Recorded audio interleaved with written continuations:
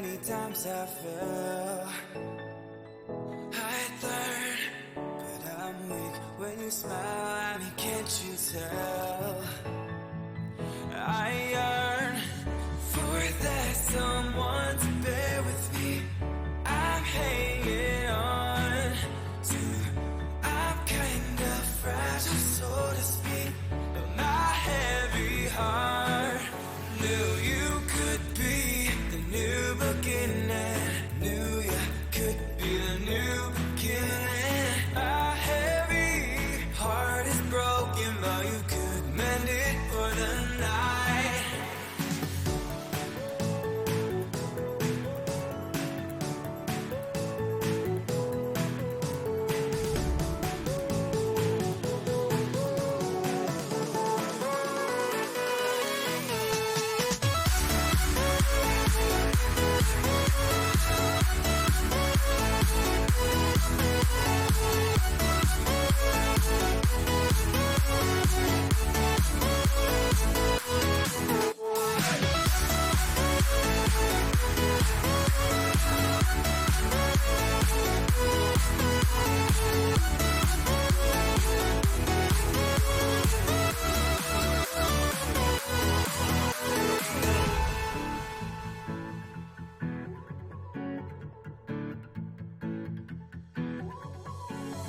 You think about how many times I fell.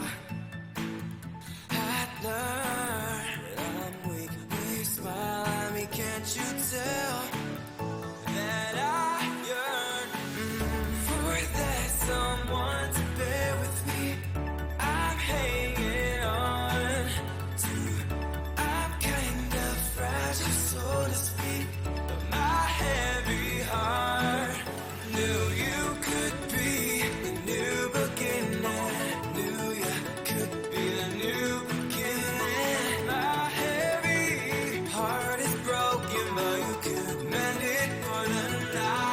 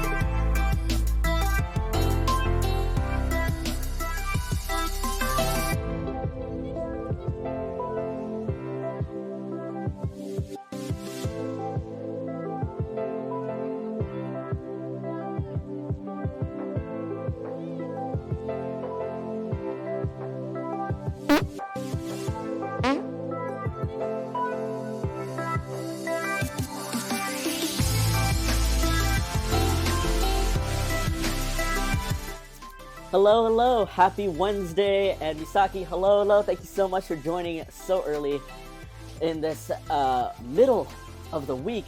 We are finally halfway through. Hi, babe. Thanks for joining. What happened to my chat? Thank you so much for the 11-month anniversary. Appreciate you, and I need to fix my emote wall. Also, what happened to my chat? Wait, hold on 1 second. This screen is gonna look really weird for you guys. I'm just gonna blip over real quick.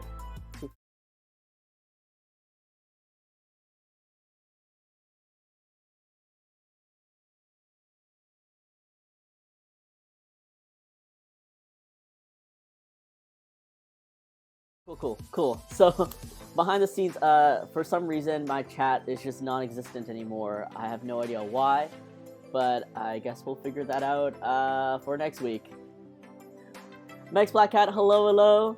Might just need to refresh the capture in OBS. Oh, that's true. Okay, wait, hold on. Let's go into the deep, dark.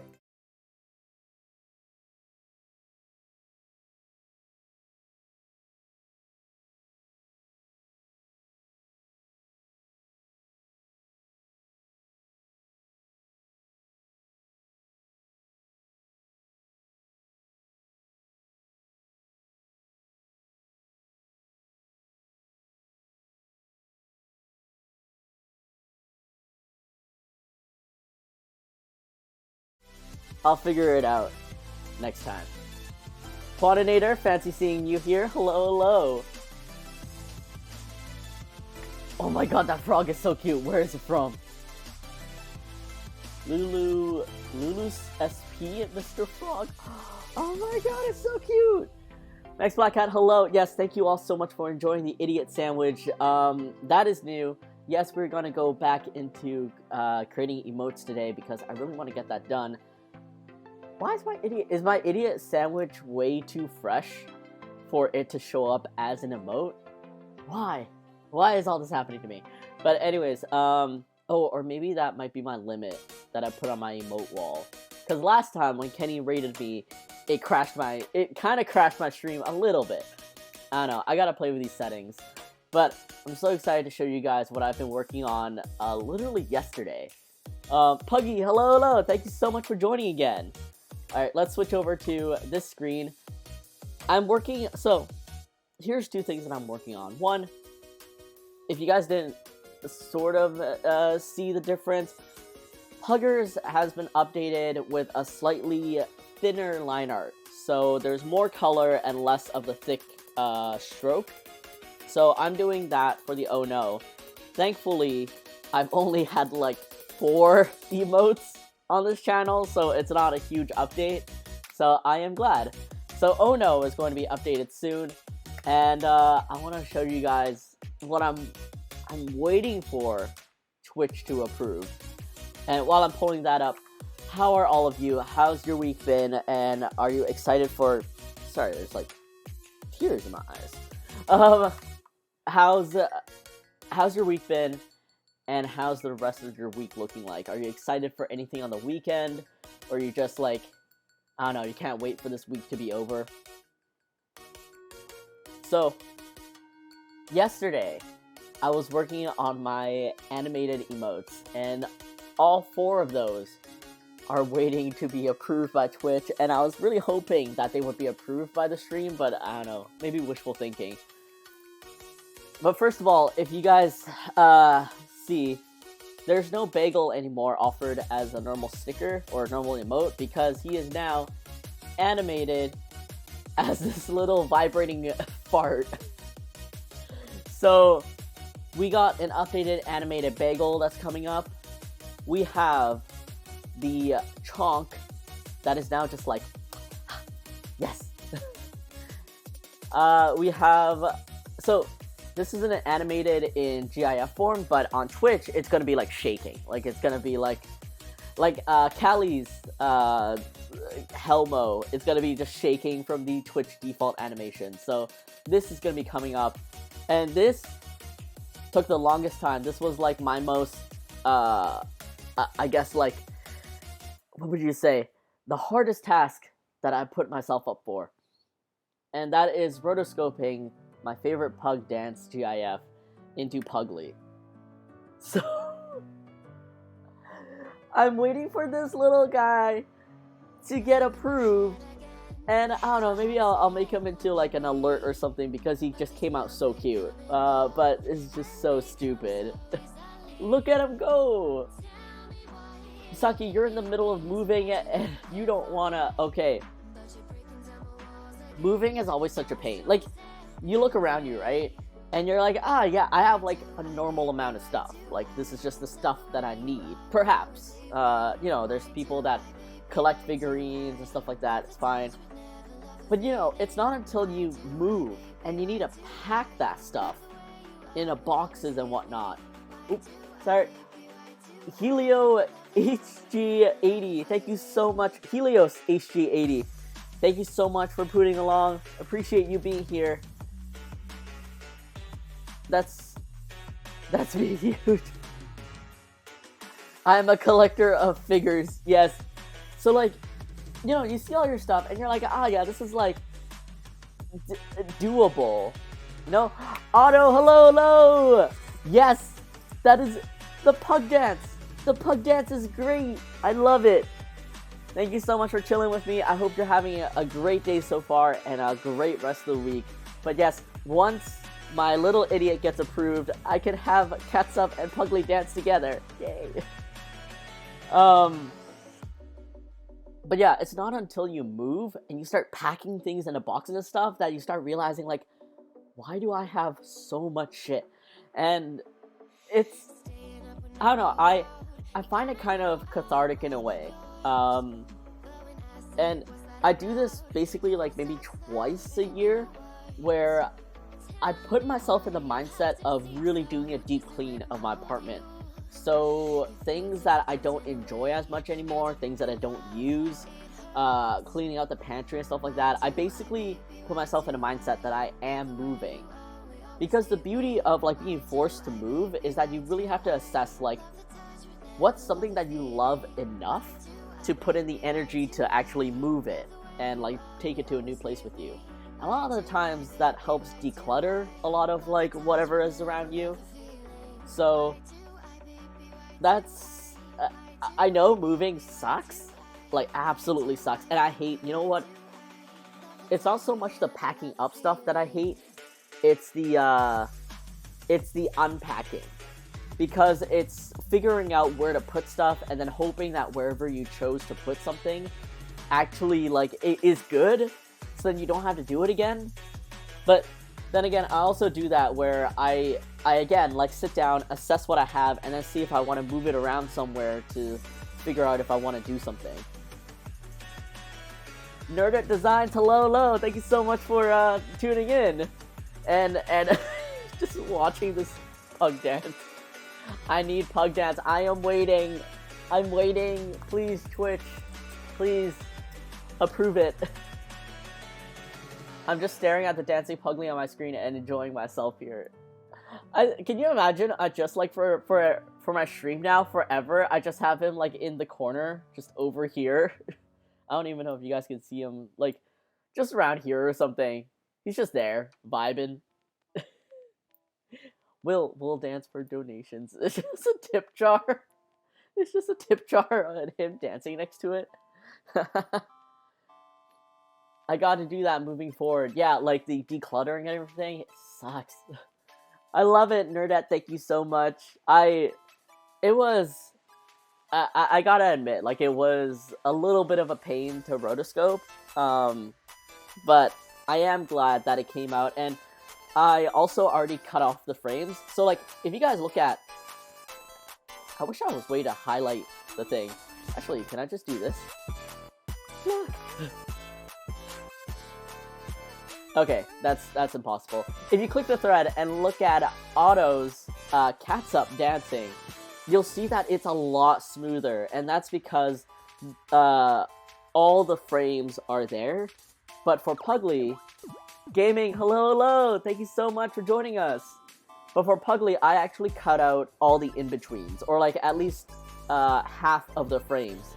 So, cause I'm lazy, and when you cut out the frames, he basically moves faster. It's a little less smooth, but he moves faster and it gets the job done. And that's what I'm I'm looking to do. Pug Dance would be an amazing raid alert. Oh my god, yes! Yes, I should do... Right now, my raid alerts are randomized between the 3 cursed Puglies, but maybe I'll add Pug Dance as like a 4th to kind of keep me on my toes. He can dance on your head, oh my god. Or like I add him as like a trigger fire. So like, I don't know, it's Poop Parade and Dance Party. And then a Dance Party is just a row of these guys dancing. Oh man, I can't wait. I'm probably also gonna submit this as Giphy and a tenor. I don't know, it's just, I put so much work into him. I have to make the use of him. But yeah, that's all we have so far. And I'm just waiting for Twitch to do the good deed and to get me approved. It looks cute, huge. Can't wait to see Puglie dancing all over Twitch. Thank you, thank you. Yes, how have you guys been? Let's get into emotes while I tell you guys about my day so far. Day so far? Week so far? Yeah, I guess that's a week so far. But little obligatory shout out to myself. Once I set up the screen here. Let's move this over here. If you guys haven't already, I have relaunched my store. It's reopened now with the Anti-Asian Hate fundraiser up and running, and the support so far has been really sweet. I am so grateful for everyone that has looked into it. But on the front page of my store is the Anti-Asian Hate fundraiser poots. Basically, all the Puglies that are here, if you purchase any of these Puglies, they will go towards the donation of the Vancouver Chinatown Foundation. And it's just me trying to use whatever I can, which is the ability to draw stupid pugs, to, I don't know, hopefully put in funding for a place that I recently discovered but really appreciate, which is the Vancouver Chinatown Foundation. So, store is reopened, fundraiser is up and running, and for those of you who like a little bit more behind the scenes, like writing and stuff, I did write like a little blog post about kind of like what inspired me to make this fundraiser, to create this and everything. Look, that's me.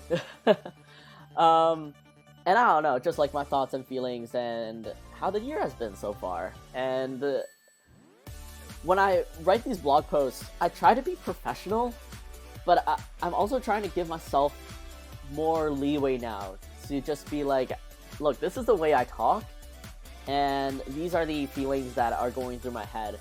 So I do talk about how, like, because of the pandemic and the rise in anti-Asian hate, like, I've become a lot more anxious, I've become a lot more on edge, and it hasn't been great, but it is what it is, and I gotta do what I can do. So, yeah, if you guys are interested, definitely just check out the... there we go, I did the right thing. Yeah, definitely just check out the link to pugliepug.com, and that's where you'll see everything that I've shown off here. Also, wait, hold up. Am I showing up on chat? Wait, oh, okay, chat is working now. Oh, thank God. How odd, the chat widget showed your message. Okay, wait. It works. Thank you.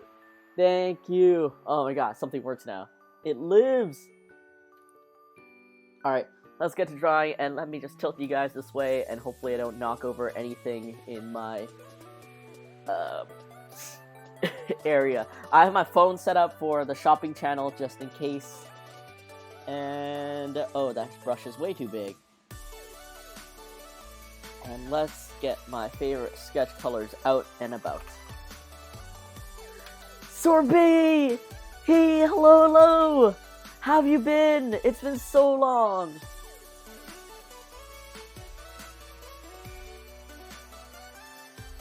I remember when you first mentioned your goal to do this fundraiser. Excited that it's live. Quan, thank you so much. It's been a long time coming, and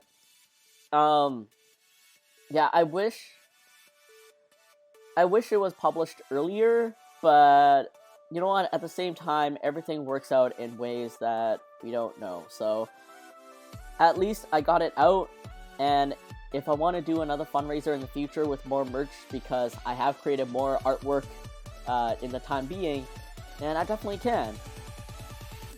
Speaking of new merch, though, I do actually have a package of new merch, but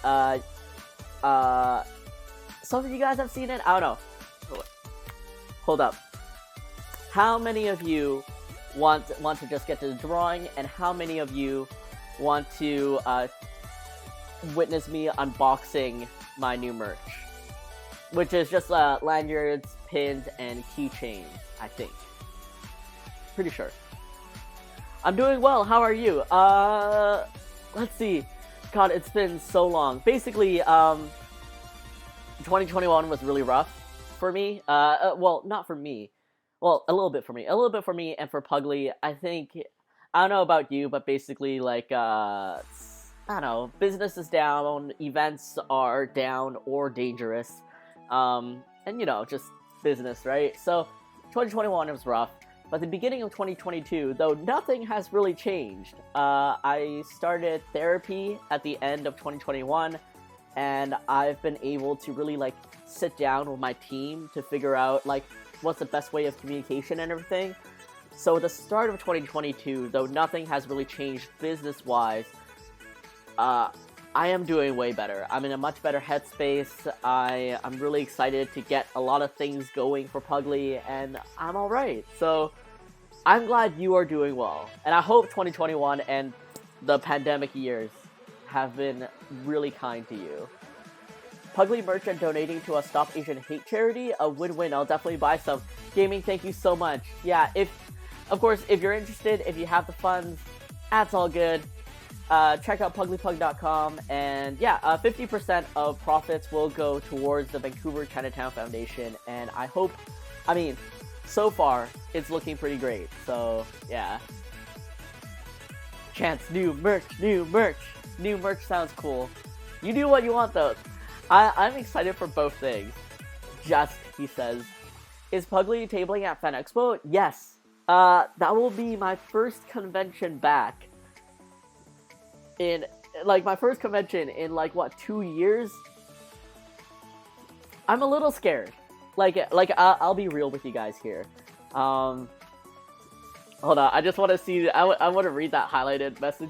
Huge, can you unbox your merch and put the infomercial border? Yes, I can. That's exactly what I'm gonna do. I have my stand. Alright. Merch it is, but first of all, let me just be real with you guys. So, Fan Expo Vancouver is our local comic con, basically, in Vancouver, and that will be my first convention in about 2 years. And I was excited up until Omicron came up, and Omicron is just wrecking us. We broke records in the number of cases we got daily, and it's scary. I have some friends that are part of the, they're nurses and stuff like that, and it's a little bit worrying to hear about the updates and stuff. And as safe as I'm trying to be, and all that, it's, yeah, I don't know. So, I will be exhibiting because I already paid for the table, and it doesn't seem like they're going to be postponing anything. But I'm gonna double mask. I'm gonna make sure there's hand sanitizer. I'm gonna bring the antibacterial wet wipes and stuff. I'm just gonna try my best and hope for the best. And then after the convention, I'm just gonna quarantine myself for a week. Even if I'm not showing symptoms, I'm just gonna quarantine myself for a week.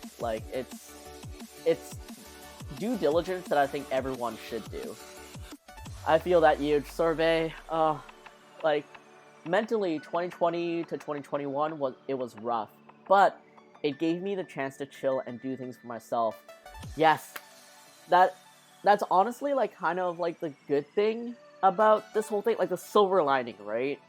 Which is it gave us the time to really like sit down, not be like frantically catching planes and packing our luggages, to really like sit down and assess like what we want to do and actually do those things. And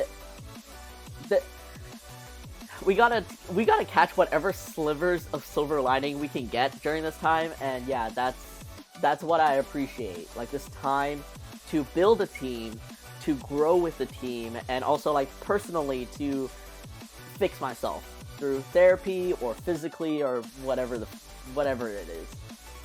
I'm super excited for Anime Expo in July. I hope Anime Expo is gonna be a good one. Same, I will see you at FanX. I'm terrified, but I'm just so excited for an opportunity to move merch again. Same. Absolutely same. Right? Yes. So, Ray, everyone in this chat, we just gotta catch any sliver of silver lining we can get and just appreciate it. That's what I've learned. Oh, Anime Expo in LA. Yeah. I gotcha. Alright, let me fix my camera real quick, even though it doesn't really matter since I am moving this around. You guys are gonna see... Sorry, hold on. I am just... Hotkeys. Where are they? Let's move on over to the shopping channel. Hey! Has this ever happened to you? Alright, let me get up. Let me not rip my ears out from my earphones being attached. And I have my camera right here. Miss Sensei Baby, hello, thank you so much for joining.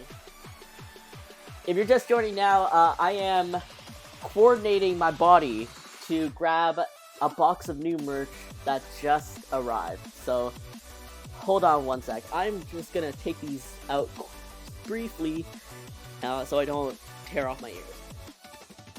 Strap it down here. Alright.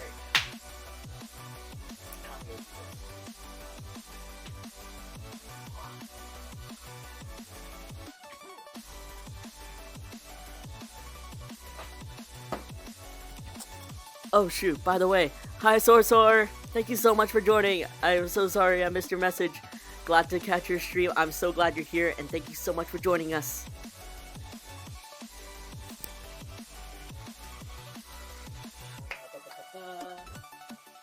Alright, here's the box.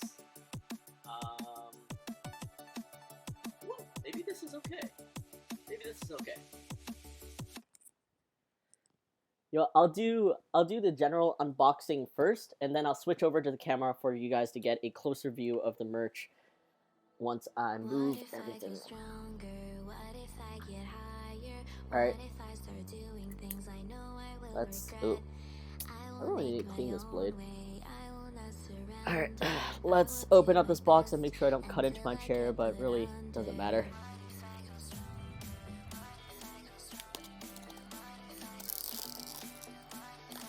So with this new merch, I'm so excited because, I mean, it's just new merch in general, but I'm also gonna need to figure out when to release this.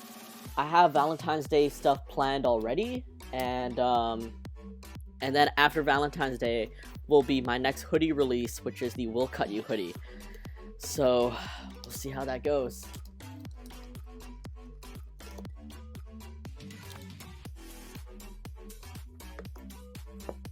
Alright. Yes, Puglie infomercial. Alright, y'all, let me see how this looks.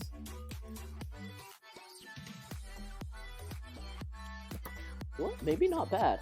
Alright, let's do a little experiment, guys. What is it? And load, and alright. Has this ever happened to you? A strange brown box just shows up on your chair? Alright.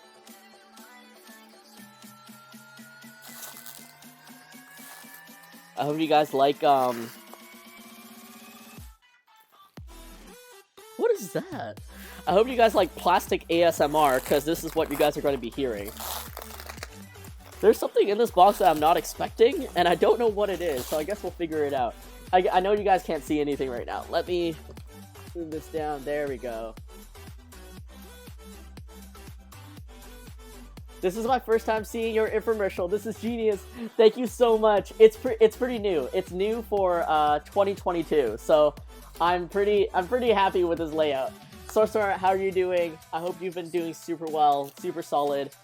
And thank you so much again for joining us here.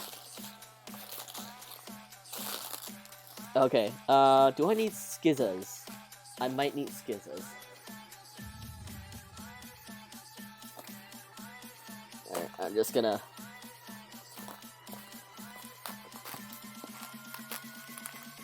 Oh man, these came out good!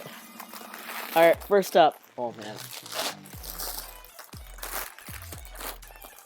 Guys, my first, personally, procured lanyards. So, I did have lanyards before. They were produced by For Fans by Fans. But I've always wanted to carry lanyards myself. And, oh, I'm so excited. Alright, let's grab this out for you guys to see. Ooh, that's nice and thick. Oh, and smooth. Alright, so these are the In and Poot Puglies. Oh, thank you for focusing. So it's, of course, if you're from LA or you know In-N-Out, because it's such a icon for some reason. I don't know why In-N-Out is such an icon, but there it is.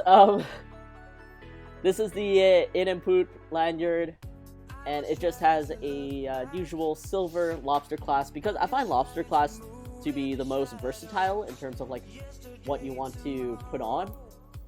But yeah, so this is the first lanyard design. We got an In and Poot burger, ketchup, mustard, relish, and mayo. Alright. But wait, there's more! Alright, we got... Oh my god. Alright, just gonna make a mess of my table. It's fine. It's fine. Oh, my glasses. I don't know what the hype is about In-N-Out either, Huge. We don't have them in the Midwest, though. Okay, so is In-N-Out only in California? Like the entirety of California? Because, yeah, I appreciate the hype and the icon, but I don't really get it. Though my friends have told me if you get like animal style, like if you like sauces and you get animal style, then yes, it is like, it's super good. And I guess it's just like a solid burger for cheap, I guess? Maybe? I have to leave. Have a great rest of the stream, everybody. Puggy, thank you so much for joining us. Appreciate you being here, and have a great rest of your day. Oh yeah, For Fans by Fans is now owned by Good Smiles, so no more Puglie on that end. Puglie's still there. Technically, he's a part of Good Smile Connect now, because For Fans by Fans is Good Smile Connect, but I don't know. Company and business stuff is so weird and all over the place.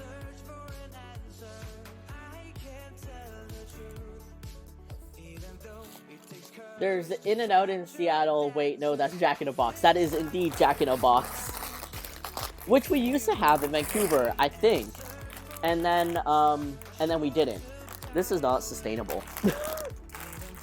My desk space is not sustainable.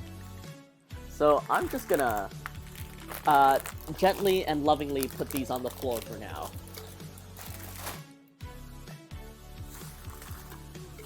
Oh, and there's a couple of loose lanyards for some reason. Oh, they gave me samples. The heck? Okay. I mean, thank you.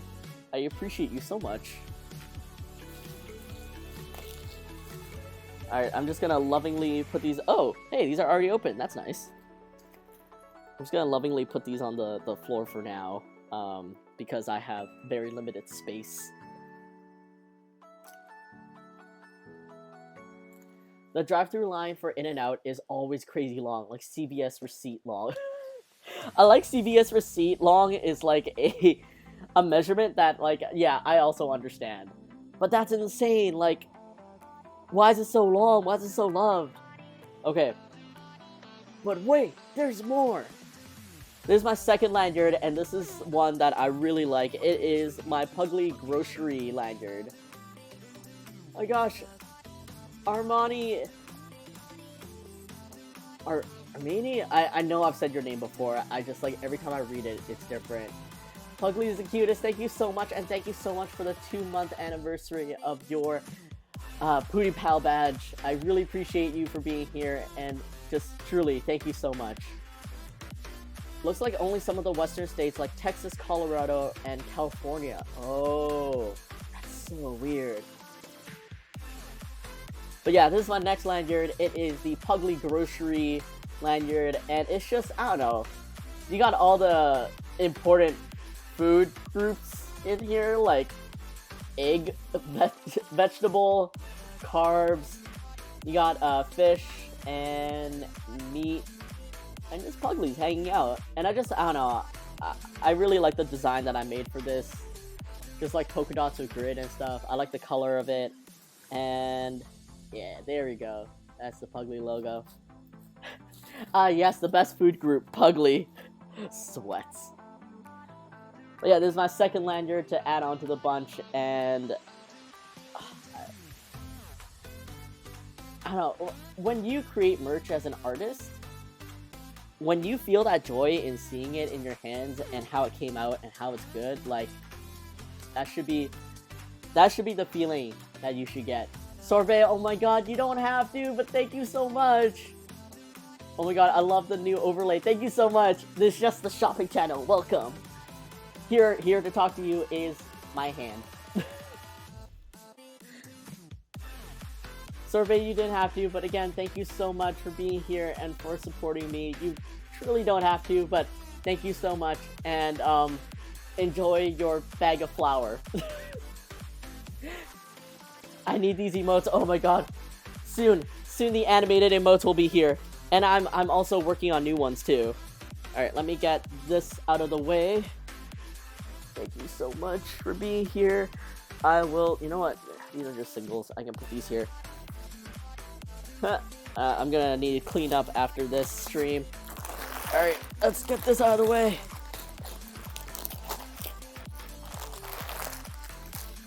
Oh, buddy. But wait, there's more.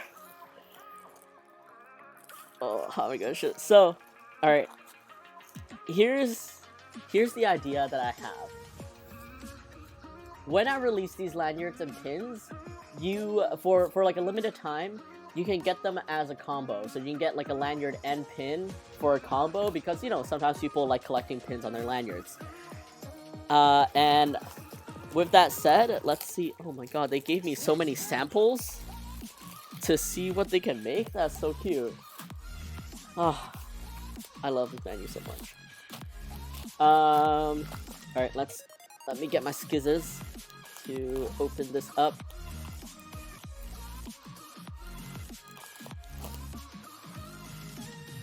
Soon. I love it. So smart to design it like this. Thank you so much. Puglie is a bag of flour. Yes.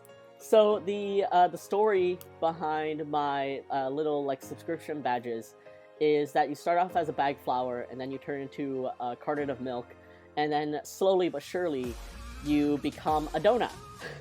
Because yeah, as the months go by, you're getting baked into a donut. Alright, so here it is. Oh, let's see how this turned out. This turned out pretty solid. Here is the In-N-Poot Puglie pin. Thank you for refocusing phone. I appreciate you so much. So of course this will be comboed up with the lanyard, and it is the In-N-Poot Puglie. Oh, there you go. There you go. You guys can get a better view of like the liner and stuff. All nice and shiny. It's hard enamel. It's spot printed or screen printed. I forget which one it was. And I'm just so happy with how it turned out. And then it's also like a rubber double pin back. And I'm just so appreciative of how this came out. So heckin' cute. Thank you. OMG, Vogers keeps sending me Chinese New Year deals, and I just can't order while I'm moving.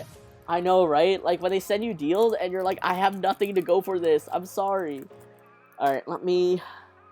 You know what? I can... Because there should be nothing underneath this. Yeah, that should be the end of it. Alright. I don't need to take these out of the bag. Is that a mat? Okay. They sent me a mat sample? I need to go through these samples later. Alright, second. This is not a pin. Okay, so with the encouragement of some of my friends and also just seeing like the value in it, I guess, I started moving away from acrylic keychains and I started moving into metal keychains, so like the enamel keychains and stuff like that. And I'm so happy with how they turn out, because it just hits different when they are metal and they add like a little weight to it and everything. So for the grocery Puglie, it's not going to be a pin that goes with it. It will be optionally a keychain. So this is my first ever metal keychain, and oh, they did it so good. I mean, I guess this can be pulled back a little bit more. Let's see. Alright, I can always fix this in post, but basically, like, the packaging is supposed to be like those sales, like, wow, sale, deals, buy tonight. And it's like when you're grocery shopping and you're looking for the best deals. So it's just a little keychain of Puglie in a grocery bag. And I'm hungry. Next Black Hat soon will have an emote for that. I swear. Enamel keychains. Huge. Oh my god, I can't handle the cute. Okay, thank you. But yeah, I'm so happy how this turned out. And yeah, it's actually a key ring with a lobster clasp. So if you guys haven't seen before, I have nothing near me. I can't reach that with my hands. Okay. I started making, so my key tags are also key rings with lobster clasp. And what I found so handy about them is that I can use the key ring for like permanent things, like my keys that I won't take off. But if I need to switch the key ring onto something else, or I don't know, clip it onto something, the lobster clasp makes it really, really versatile and easy to do that. So that's why my keyring has both the lobster clasp and the keyring itself, so that you have like a multi-function for it. Like if you wanted to put, I don't know, your house keys on this, but then you wanted it to clip an eco bag to it or something. I don't know, just ideas. But yes, my first metal keychain, and it turned out so good. I'm so happy.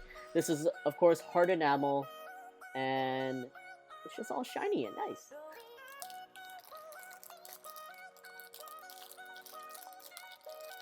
Combo, there's a pun to be made here about the meal combos. Oh my god, yes. Words. I gotta figure them out. Alright. Last but not least is another new pin. Let me open this up right here. And you guys may recognize it because I'm actually using him more now as artwork. But he is both my offline screen and also my transition screen. It is the little mini Puglies hooting around a donut. And I just really liked this artwork that I made.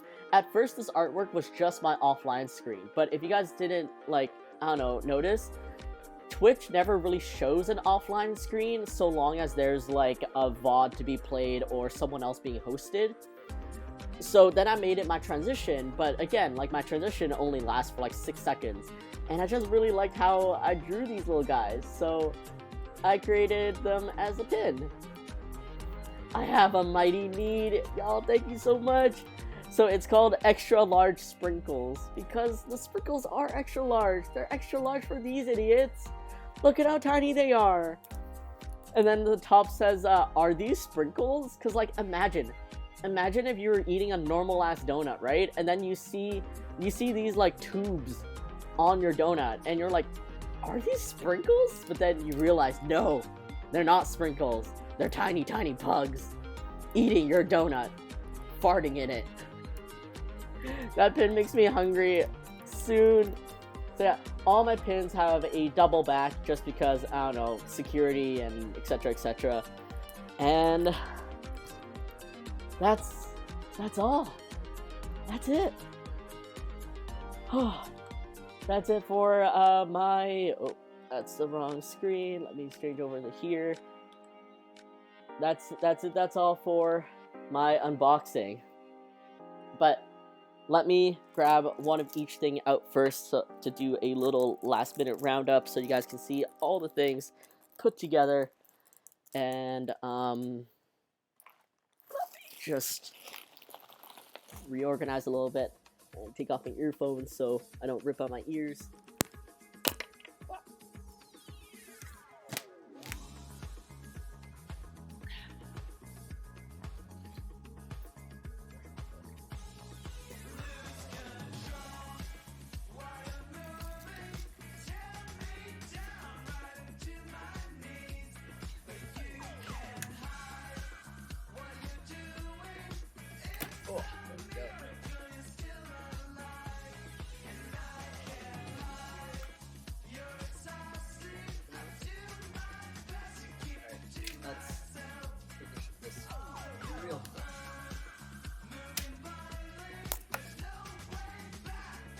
I love listening to you talk. Your passion, your excitement, interaction makes me so happy. Sorcerer, thank you so much.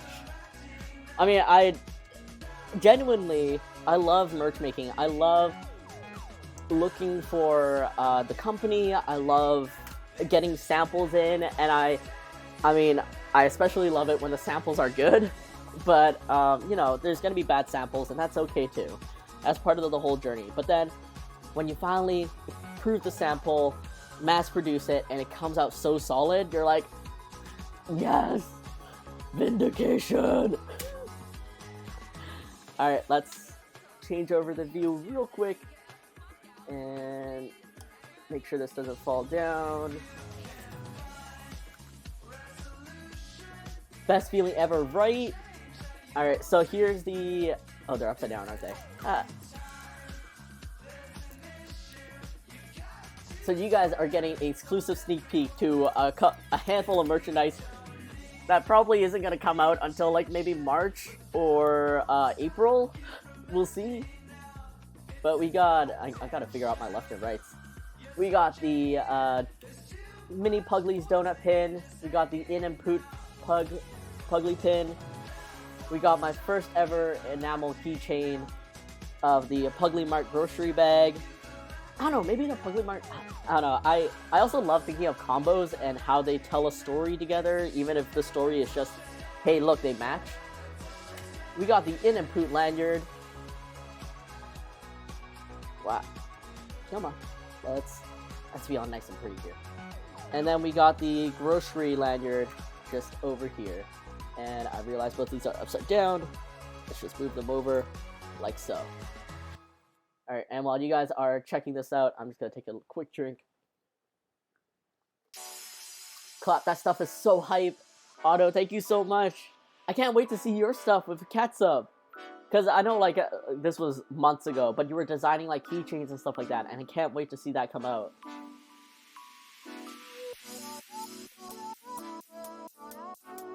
Yeah, thank you all so much for being here for this journey. All this is one easy payment of $9.99 or more, plus shipping and handling. We accept all MasterCard, Visa, gift cards, as seen on Puglie TV. Limited time offer. Order now in April. Call now. PugliePug.com. And yeah, if you guys like doing the little interactive things, if you see where my finger's pointing, you can share with an exclamation mark want or exclamation mark love. It's just something extra that I put in. Yeah. Yeah, I will ask for your opinions. But Otto, oh my god, anytime you need help with this stuff, please do not hesitate to message me. I can try my best to help you out, but overall, I'm just fumbling into this as much as I can. Alright, one more sip of water before I switch back and rearrange my entire laptop area. But, let's switch us over to the main camera again, which is really just me over here. Let me move the lanyard over. And these pins, oh my god, I'm just I'm so happy. I mean, now comes the fun part of counting and quality checking each and one of them, but you know what? That's part of the fun. It's like one of those like mindless things that you get to do. Thank you for sharing, Huge. Absolutely my pleasure. Thank you so much for being here. Let's see, where am I with my stuff? And switch back over to drawing. Let's get on to these emotes. So all of you sweet people get the most out of your subscription to Puglie on Twitch, because I genuinely feel bad that I have been slacking on all this stuff. Let's tilt this over.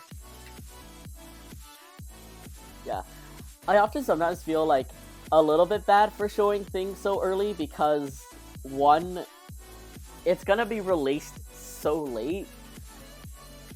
Because one of the things is I don't want to just throw everything that I made out all at once. I want to pace myself and pace, people's bank accounts so that they don't feel like they missed out on something. Perhaps because like they couldn't buy it during that time, or whatever the case is. And yeah, I also want to pace myself so I'm not just spending all the energy that I put into this all in one go. Like, I want to be able to breathe and actually enjoy the stuff that I made. Nah, thanks for the sneak peek. VIP status, that is true. All of you that are here right now are truly the VIPs. Something to look forward to. For sure, take your time. Thank you so much. Yeah, I hope all of you have been doing super solid. I have been, like, at the same, while I don't want to jinx it by always saying this, I just have to appreciate it though. I am doing super good. My mental state has been really back on track. I started this habit of not sleeping with my phone like anywhere near me. Like, it's not even in my bedroom when I go to sleep. I sleep with it outside in the living room.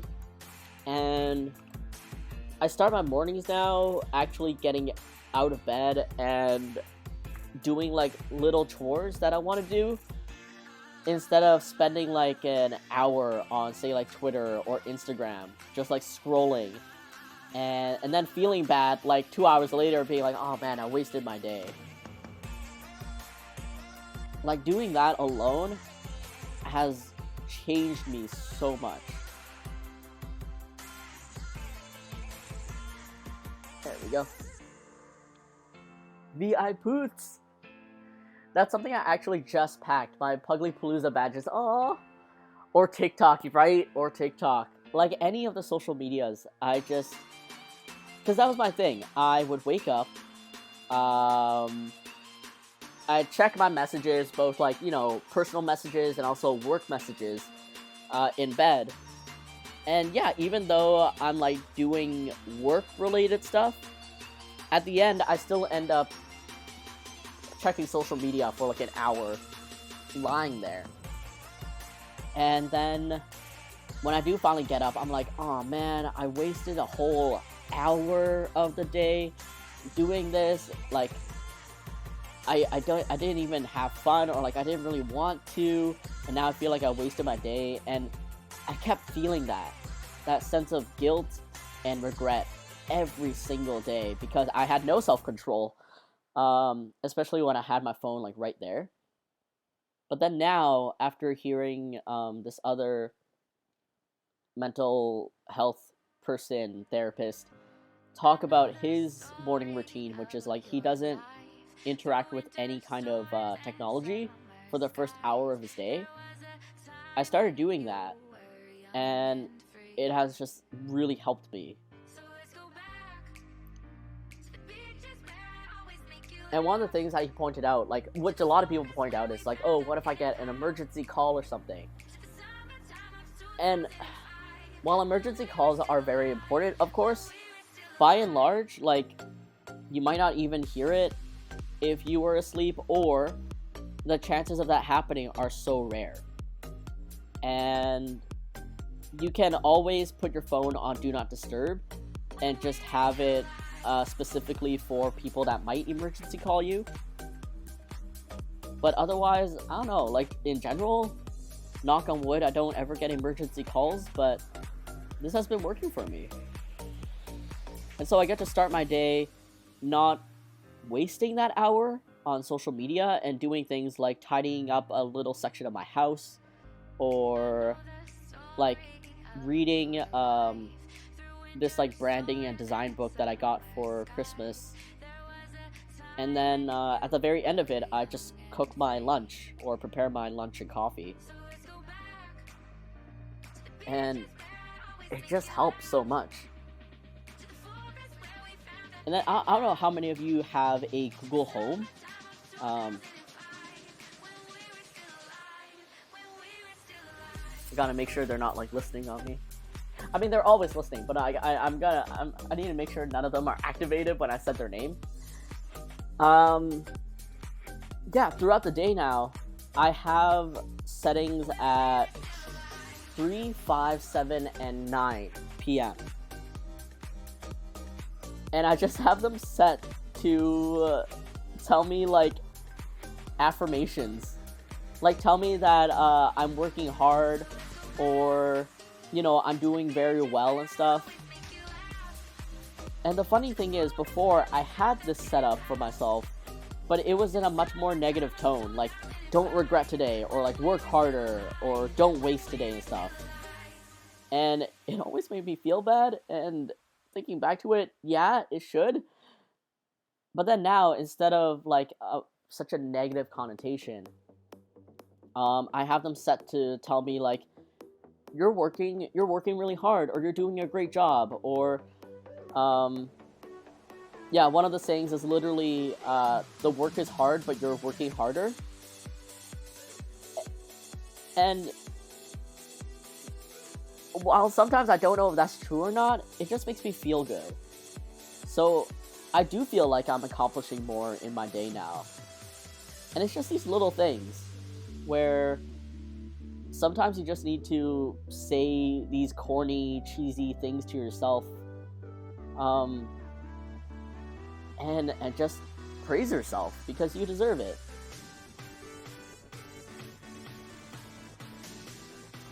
I don't even know what activates my Google Home anymore. I'm like shouting about dying in Fall Guys, and Google wakes up. That has happened to Yeah, that has happened to my partner before, where she just like randomly shouted something, and then she swore, and for some reason Google like picked it up as if she was talking to, like, Google thought that she was talking to them, and then Google like apologized after hearing her swear at them, and it made all of us feel bad. Like, it made both her and I feel bad, and we're like, oh no.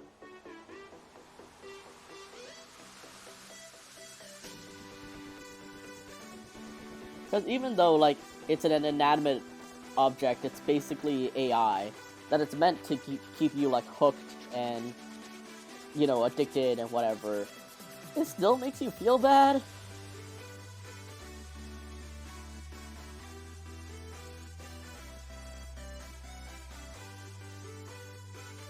Alright, let me fix this up over here. I'm sorry, Google. Poor Google. But you never heckin' listen to me. That's true. Your Google, like, Sunshine-tastic's Google never listens to her. And it's funny because she'll have me speak to Google, and Google will listen to me just fine.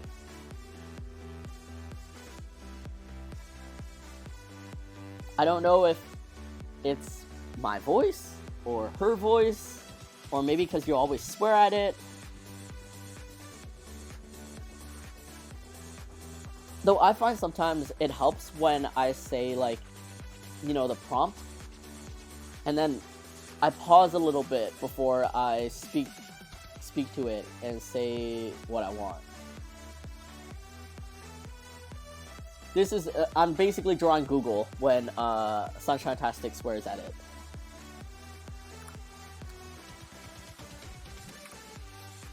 Oh my god, you guys know what's the worst? Is when there are ads for Google Home. And of course, the ad is showing you how to interact with your Google Home and like showcase what you can do with it and stuff. But when the ad plays, it activates your Google, and it sucks.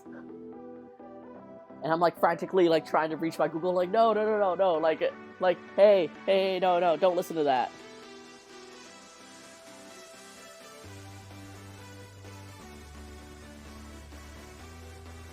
Alright.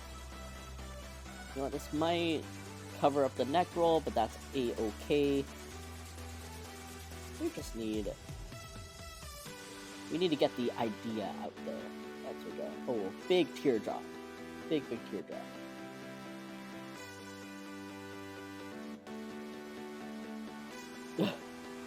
It's so big.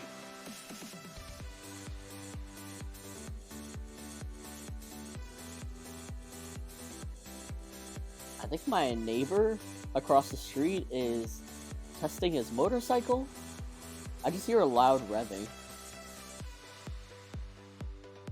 Yeah, man, what did I do in my week? I'm doodling a panda in a onesie, and I can't get the perspective on the onesie's eyes to look good. It takes a while, but don't be afraid to keep trying it out, or even look up references. Like if you go to look up Kigurumi or kigurumi.ca or whatever, yeah, you might be able to find one of the models to be angled in that way. Always look up references. They always help.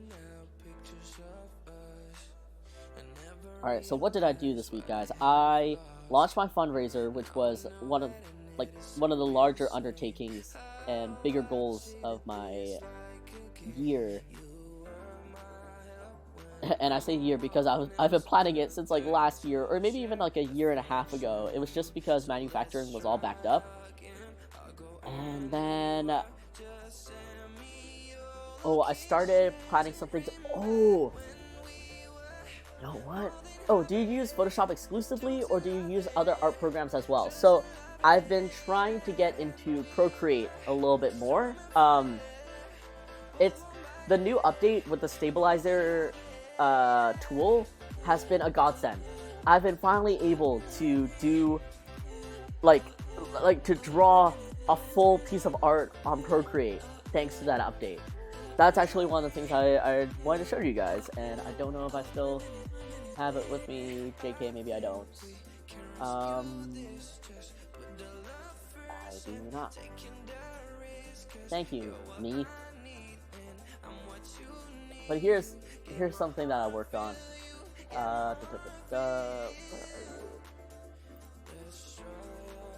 So this is my very first art piece that I did completely in Procreate, and I'm so happy because for the longest time I thought, like, I got the iPad, right? And you know, I see everyone working on Procreate exclusively now. They're like, oh my god, I don't need my Wacom anymore and stuff. Or Wacom. I don't need my Wacom anymore. And I'm like, please, I want this life. And I could not. Yes, there's a big learning curve. There's some tools that are hidden and stuff like that that make your life easier, but you just have to figure it out. But for the longest time, their stabilization tool, which was like Streamline, just did not work for me. And I thought that, like, I guess I just can't draw on iPads. I guess this is it. But when I tried out the Clip Studio Paint demo, and I tried their tools, that's when I realized, oh, it's not me. It's how they program their stabilization tool. So recently, Procreate had this massive update. They introduced this whole new stabilizer into all the brushes, and finally I'm able to actually use it. And thank you so much, Quan, for loving this, and also Sorbet, because I'm so happy that this turned out. This is a continuation with the Puglie Big World Mini Puglie series, and I actually have a video that I'll post like a little bit later, that's, the Procreate draw through of like start to finish. And I'm just so proud and so happy that this is my first piece of Procreate. Like, I can do it now. I can do it. So, also to your question though, Sorbet, I sometimes use Illustrator for more like graphic heavy things, like if I'm doing actual graphic design. I've been trying to get more into Clip Studio Paint, just because the only reason I am using a 2012 MacBook Pro at the moment is because this Photoshop is CS6.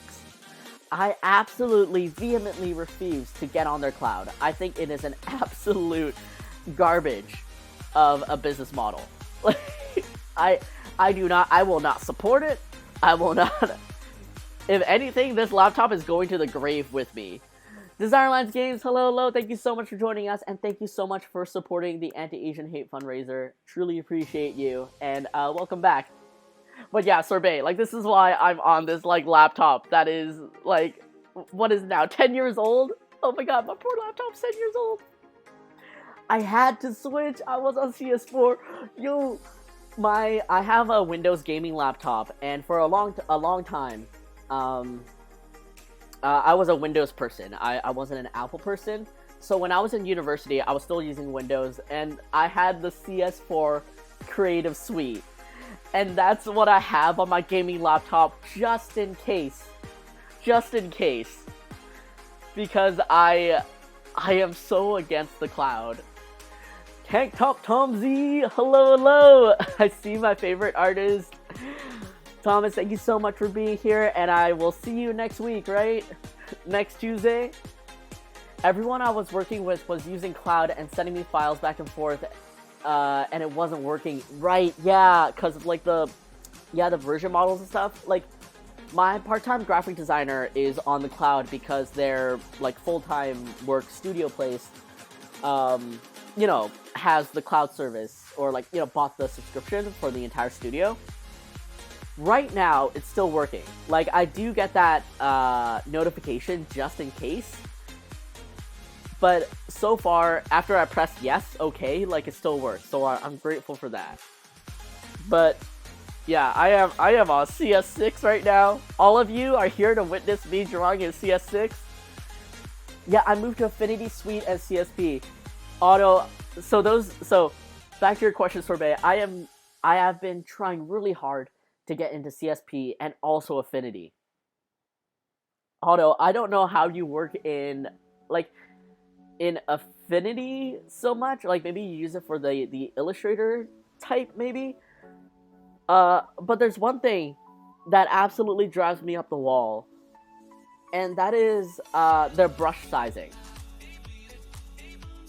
Oh, you don't know anything about Affinity. Affinity came out like years ago. They're a very baby company in the grand scheme of everyone. And they're kind of like, I don't want to call them the ripoff of Adobe, but kind of. And I appreciate that. I really do. But here's one thing that I hate about Affinity's version of Photoshop, and that's with brush sizing. So when you change a brush size in Photoshop, right, like below 20, it goes by ones, I think. Like, it goes from like 1 to 20 in like singular notches, and then past like 20 or 25, it goes by integers of 5. And that makes sense. Like, if I'm drawing at 25, I need to switch to a 60. I can easily go back to a 25. Affinity's brush sizing, though, increases and decreases by percentages. Percentage of your current brush size. So if I was at like size 20 brush, and I want to increase the size by like the hotkey, it will increase by like say 5%. But if I want to go back to the 20 brush size, it will take whatever is the current brush size and decrease it by 5%. So you'll get brush sizes of like 22.3, and that's something like 27.6 or something, and it makes no sense. And I looked it up on the forum, and this poor support guy for Affinity was like, oh, I'll help you ask the dev if he has any interest in changing it. And then he comes back and he's just like, so the dev that created this said that they have no interest in changing it. And I'm like, who is this person? Let me talk to them. I just want to talk. I just want to talk. So, I don't know. At the moment, like, I'm just an old dog. Like, I'm learning with Procreate. It's not as smooth and fast as I want it to be, but it works. But there's so many things about Photoshop that I really appreciate. Now more so than ever after I tried so many programs. And here's one thing. I appreciate how mediocre Photoshop is at everything. Like, a lot of actual illustrators, right? They talk about Photoshop and they're like, oh, it's not a great painting tool. There's no, like, real wet setting for anything. Like, it's not great for digital painting. And I get that. But I appreciate the mediocrity that it has across so many things. Vector, shapes, text, like font manipulation, color editing and stuff like that, and also drawing and painting. The fact that it's mediocre across so many things allows it to be such a versatile tool. Whereas when it comes to, oh my god. Kenneth the Meneth, hello, oh my god, hi! Thank you all so much for being here. Victoria, whoa, thank you so much for being here. Hello. Hi. Thank you so much for trusting your community onto mine. Hello, my name is Huge. It's like huge without the H. And, here is me and Puglie. Everything around you is this little idiot named Puglie because I don't actually own a pug, but I really want to one day. So now I created my own imaginary one to fill the void in my heart. And he's my life now, as you guys can see. Hiyo, I'm a perpetual lurker of your show, but I'm a Knievo friend. Oh, hello, fellow Knievo friend. Depressed Clubs. Oh my, I remember. Depressed Club 7. I don't know if you remember, but I love your username. I think I've mentioned that before. So thank you so much for being here. Miep Zerosis, thank you so much for being here. I'm so glad you get the reference. Oh, I'm so glad. Thought I'd send some love finally. Kenneth, thank you so much. Oh, let me do that Twitch streamer thing, like the responsible Twitch streamer thing. What happened to my screen? Wow, things are just like breaking left and right today, ain't it?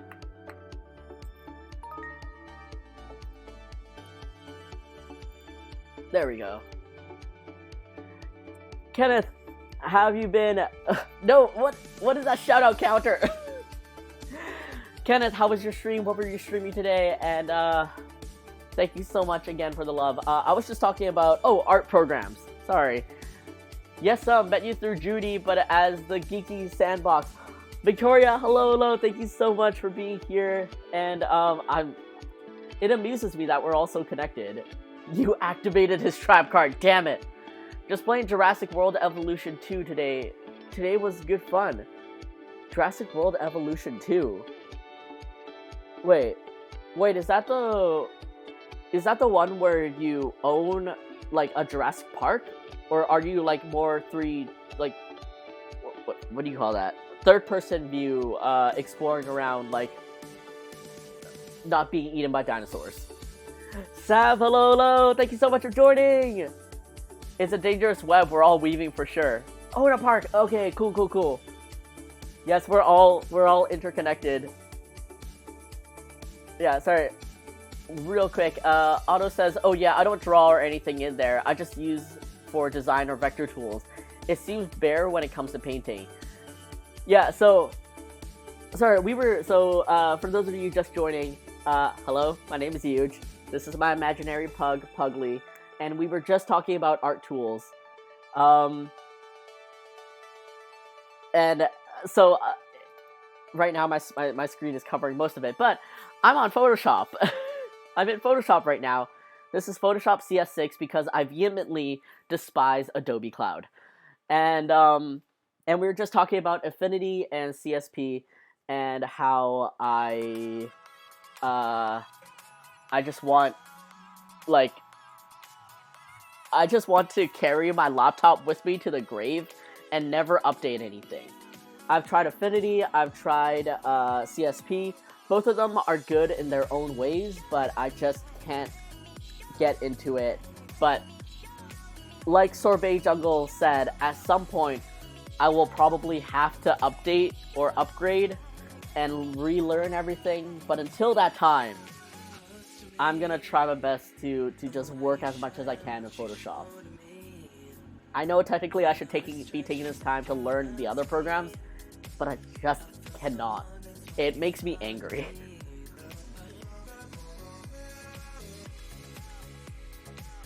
What happens when you get a real pug and they have to live up to the Puglie bar of the imaginary pug? Honestly, like, I know for a fact that a real pug will be so happy and fun in so many different ways than Puglie has to offer. So I don't even see a real pug as the same as Puglie. They're just completely two different and two very lovable things. Guys, he's so cute. Look at it. Look at him. Neat. Thank you so much. Jade, hello. Thank you so much for joining. How have you been? Also, why is that one pug getting ready to take that stylus up the bum? Sometimes you just gotta poke pug booty. I'm not mad at this, just confused. Depressed Club 7. That is like the slogan for Puglie. Like, just confused is like the prime reaction that everyone gets, and it's what I appreciate the most. Adobe Cloud sucks ass. Yes, agreed. Absolutely agreed. Photoshop, sheesh. I love Pug Sap, thank you. I just played with a pug at the dog park. Jade, you're living the dream. Pugs are so good. I miss my friends Pug Seymour. I love, like, real human names for dumb looking dogs because it gives them like an of like just something more respectable, and then you see Seymour and he's a pug and you just like you just look at him and you're like, there's nothing going on in there. Like there's nothing behind those eyes. I went to the dog park early today so I can be in stream. Aw, Jade, thank you so much. Misaki, thank you for showcasing the idiot sandwich. Just confused and is a great way to live. Beautiful, just best way to live. Sorry to raid and run, but I gotta go get my COVID booster now. I'll leave you on my computer. We'll be back in a few. Kenneth, thank you so much for sharing the love, and have fun getting your COVID booster. I hope your side effects are not too bad, and go get that boost. My old coworker said they hated pugs, so I brought my Puglie Eda bag to work out of spite. I mean, that's totally understandable. That's the whole reason why Puglie is named Puglie. One of my friends from back in university days also hated pugs. And objectively speaking, pugs are ugly dogs. Like, I'm not gonna defend that. Like, pugs, when you look at them, and it's like, okay, I can see how people can say they're ugly and they're not cute or whatever. But for me, when I see a pug, it's like, they're not ugly. They're just pug ugly. So they're Puglie. They're ugly in a cute way, and that's why you need to, like, love them and protect them for all that is wrong with the world. So, all this time, I just always called pugs Puglie, and now I made him into a name, and here he is. Okay, I got therapy any second now, so I'm alert. Depressed Club 7.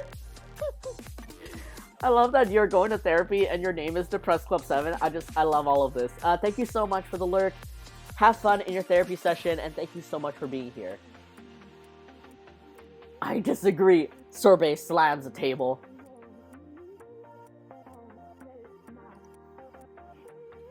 But yeah, okay, the biggest compliment that I've ever gotten is from people who describe themselves as like purely cat lovers, or they don't think pugs are cute.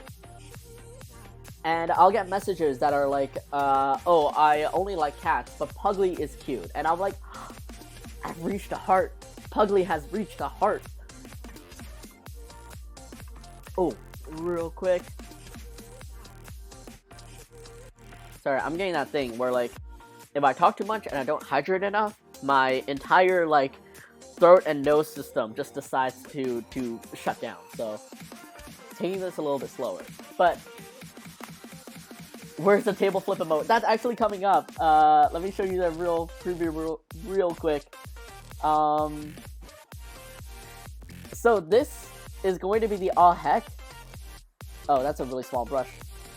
Let me just, so this is gonna be an aw heck, but maybe I'll draw like a little, if there's room in the square canvas, maybe I'll draw a little table just like flung off in the distance. Puglie has broken down walls, the heart barriers, yes. Aw heck, a knife, yes. So all these are things that I'll be working on soon enough after I update the oh no. But, yeah. Biggest compliment is people that tell me that they're not usually pug lovers or any kind of dog lover, but like Puglie has teared down the walls of their heart and made and like wedged his way into it. Let's see what else I've worked on. Oh, all right. So now I remember what I've worked on. Here's a sneak peek to some upcoming posts. First of all, Happy Lunar New Year to everyone coming up. Here's a little tiger Puglie. And Happy New Year. Just in Chinese on the side. I'm so happy with how he turned out. He's just so cute. So that's a Lunar New Year thing I drew. And then next up is actually, alright, so in 7 years ago, so, okay, math, like 2005? In 2005, I drew this. This piece itself is called the Grumbly, because a group of pugs is called a grumble. So a group of Puglies is called a Grumbly. It just makes sense, right? Just makes sense. don't question it. And this has been an art piece that I've always wanted to clean up, to do a redraw of. And finally, I did that. And the new version is this. Oh, 2015. Thank you. Thank you, Jade, for math. Thank you so much. Huge. Would you ever join us on a Discord call? I'm starting to think you don't love us. No, Ree, I'm sorry. I always see your announcements, and then I like them, and then they just completely, like, they disappear from my brain. With, like, time and date and everything, I usually forget. But I have always been meaning to join you in a Discord call. Just like one of these days. I'm sorry. Yes, 2015. So 7 years ago. 7 years ago. So, hold on. Let me open these two side by side so you guys can see a difference. Because it's weird to think that my art has improved for something as silly as Puglie. But I feel like my handle on, well, one, Puglie's anatomy, but two, like, I don't know, his shape, his perspective, even just like my line art quality and stuff has improved over the course of 7 years, and that's cool to know. Gotta get the right wrinkles, right? Like, I gotta figure out the plushness and how fat he is and everything. Ree says, it's fine, I'm used to being abandoned, and says she is that crying Puglie. Oh no! Ree, no! I love you guys so much. But also, your streams are so early in the morning for me. Mindless V, hello, hello. Thank you so much for putting along. Appreciate you being here, and I hope you enjoy all that is Puglie. Huge difference, right? Like, I don't know. I can't believe there's such a huge difference, and yet there is, and I'm so happy. Like, I appreciate how I've improved in ways and just changed style in other ways. And we got new placement and line weight is everything with character design, right? Like, especially when it comes to Glenn, hello, hello. Thank you so much for the 7-month anniversary of being a Pootie Pal. Appreciate you being here, and I hope you are staying warm and staying dry in our warning of rainfall everywhere. Jade, thank you so much for helping me permit all these words that for some reason, I mean, not for some reason, but Twitch always catches. Appreciate you being here. Jen, hello, hello. Thank you so much for joining.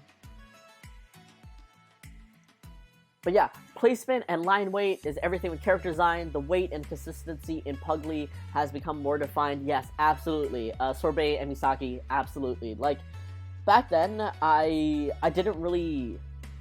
Not that like I didn't care about my line weight, but I didn't really know what I liked and what I thought was the most impactful. And The Yeti.com gifted a tier 1 sub to Jen Rose. They have given 3 gift subs in the channel. Glenn, thank you so much for gifting a gift sub to Jen. Thank you. You really didn't have to, but I appreciate you regardless. Thank you so much.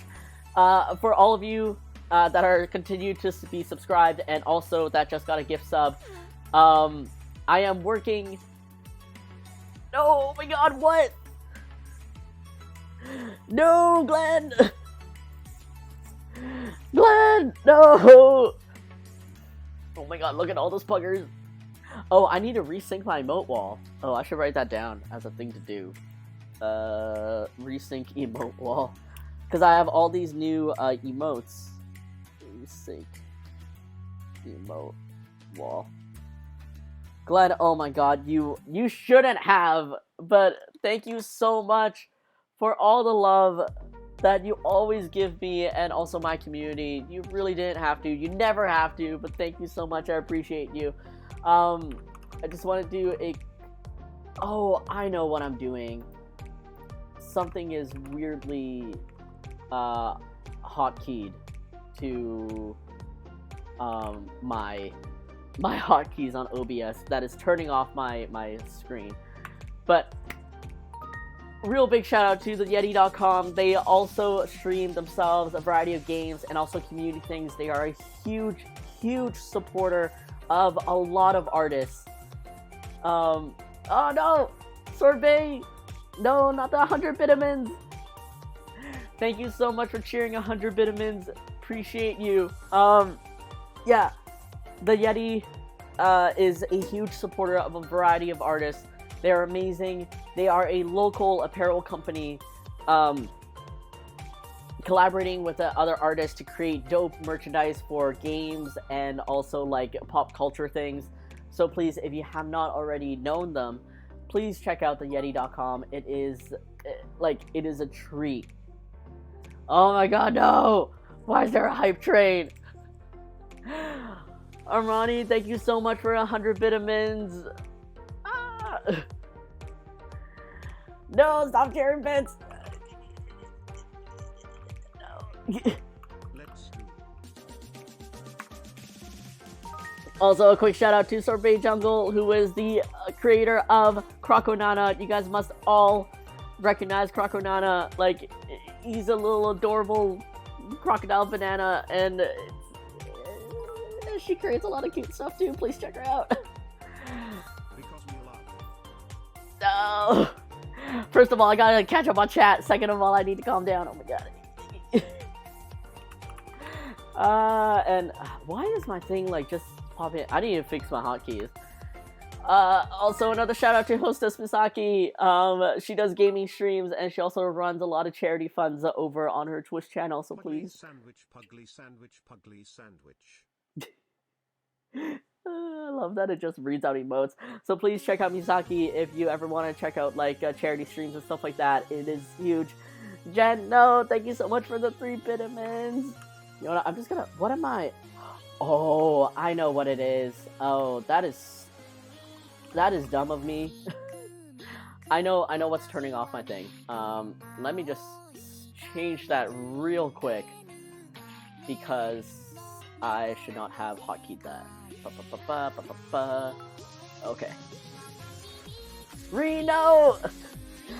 No, Ree! Okay, I might as well just give everyone a shout out while I'm here.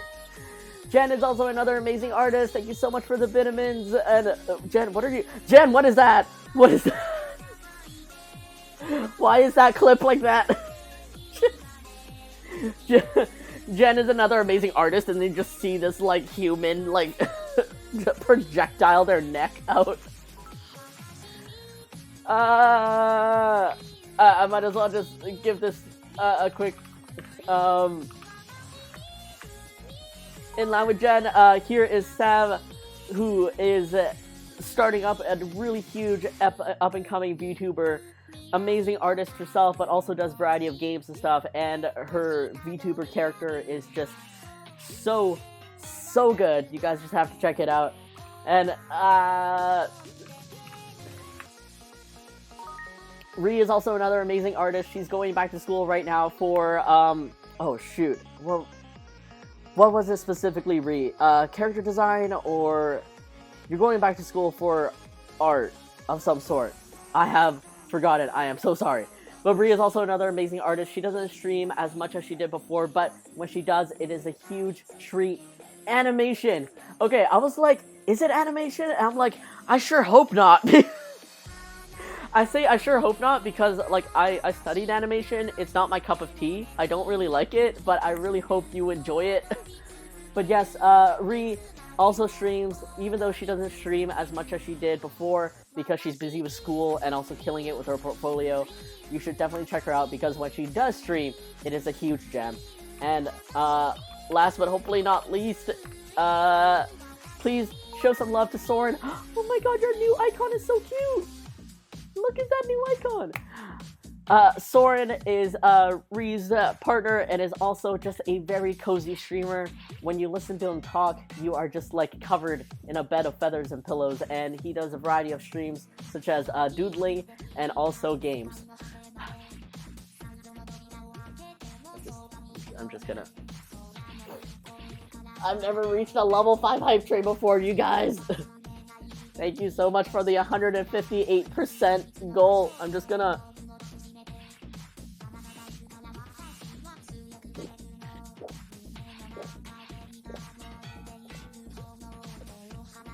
drown myself and yeet my existence out into the universe now. Thank you all so much. I'm so behind on chat, but thank you all so much. Alright, let me catch up on chat after that train. This is a huge train. Oh my god. Thank you all so much. You all didn't have to. Glenn, you didn't have to start this hype train. You didn't have to start anything. But thank you so much, Glenn. Speaking of the Yeti.com, otherwise also known as Glenn, in the future, when I figure out timing and my schedule and all that, if you want to keep the hype train going, please go to Puglie website and buy stuff because you is having anti-Asian hate fundraiser and donating profits to communities. Glenn, thank you so much for shouting out my fundraiser and everything. Once I get my schedule, just like my ducks in a row, which they are, but once I get my ducks in a row in terms of actually creating the work and everything, there is going to be a time when I'm going to be at the Yeti.com to have some fun playing games and also drawing with maybe a handful of other artists.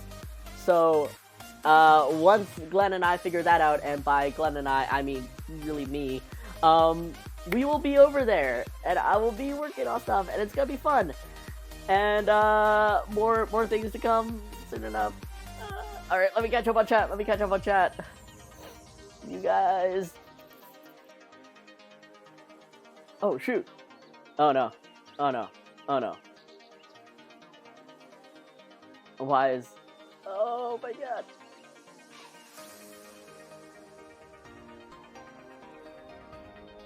My chat is desperately trying to load the messages that I have not read, and it is jumping all over the place, and I'm trying to figure out where I left off.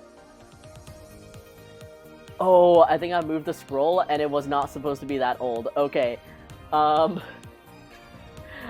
sorry, my chat just destroyed like a handful of messages, so here we are.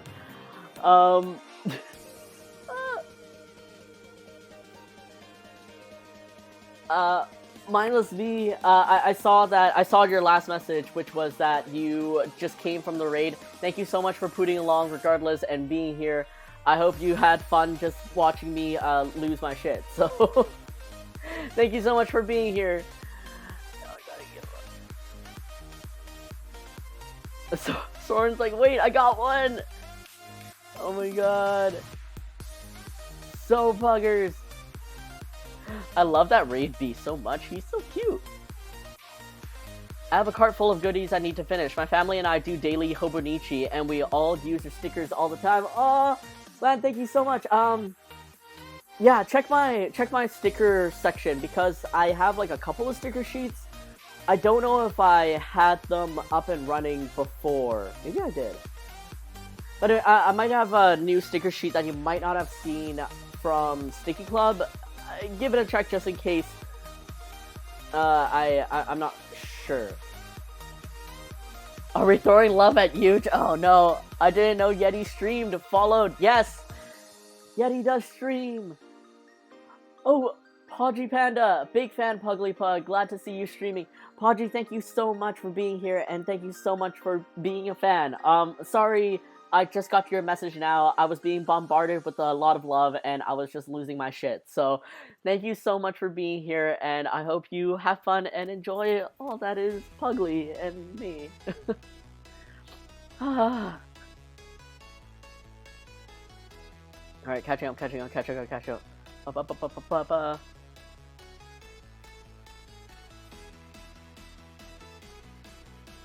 No calm, only love. Level 5 train complete! Ah! Oh my god, Jen, that dancing... Is that a goat or a cow? Hanemi Wiggly? He's so wiggly! Okay guys, all of you that got a gift sub, I promise I'm waiting on Twitch to accept my animated emotes, and I can show you guys what those emotes are. Your shoutout is so cute. Oh yeah, Anne Arcasian learned this from and I learned this from Arcasian. It is from Pixel Chat TV, and it's a really cute shoutout thing. It grabs a random clip from like the person's collection. That's why you get such chaotic clips that that are usually very great. Bad clip. Okay, wait, Jen, unless you answered this, what was that clip? Were you playing a game and were you in like the character creator, or like what happened there?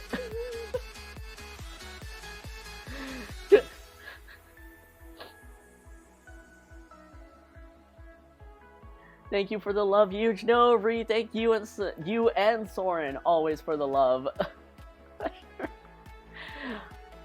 LOL, don't worry, I also don't enjoy animating. I specialize in design and painting. Okay, there we go. Yeah, so it's design and painting in animation. Okay, that is way better. Because, yeah. Contrary to all the animations that I do for Puglie, I don't actually enjoy animating, but I do the least amount of work to get the most out of, like, whatever I need to do. Streaming Illustrator with animation on Stream Overlay dislikes Wait.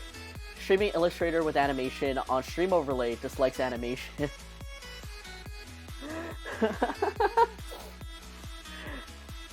Glenn, like, it just... Animation is, like... It's like comics for me. Anything sequential, basically. it hurts me deep inside. It's very hard for me to enjoy.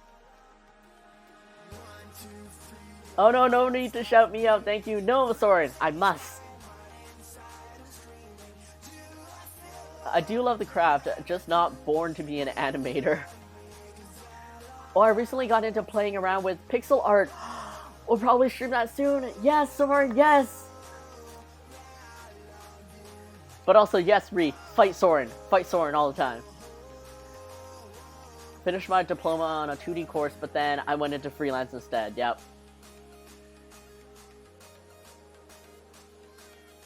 Oh my god, I think I'm catching up.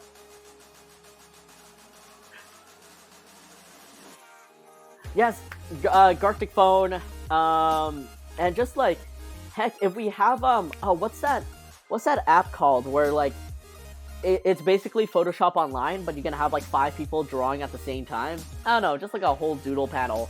But yes, Gartic phone, Jackbox, all good. I'm all down for that. My cart is full. Animating Gartic, oh my god. I'm sure all those past messages were lovely. I'm sure they were. Thank you all so much. The Ollie one is new. Oh, the Ollie sticker sheet has actually been there for a while. For quite a while. But yeah, if you love Ollie, give him some love. The Wiggly is a Poplio. Oh, it's a Pokemon. Okay. I am so out of date with Pokemon. I still haven't gotten animated emote slots. Okay, order placed. Oh my god. Glenn, thank you so much. I got the animated emote slots, but like I'm just waiting for them to be accepted. So here we are. SOS, me having anxiety to even relearn to do After Effects. Oh my god, Cade. Like, that is a whole other behemoth to even tackle. Like, when I go into After Effects, I'm doing like the bare minimum of like things sliding across the screen and stuff, and that's it. Oh, Magneto or something. Yeah, or Aggie. Yeah, there's one that starts with an M, and then there's also Aggie. Oh my god, I caught up on chat. Thank you all so much for being here, for sending me so much love. You guys really don't have to, but I really appreciate it. Thank you so much. For those of you who just got a gift sub and all that, I hope you look forward to my animated emotes. Hopefully they will be approved.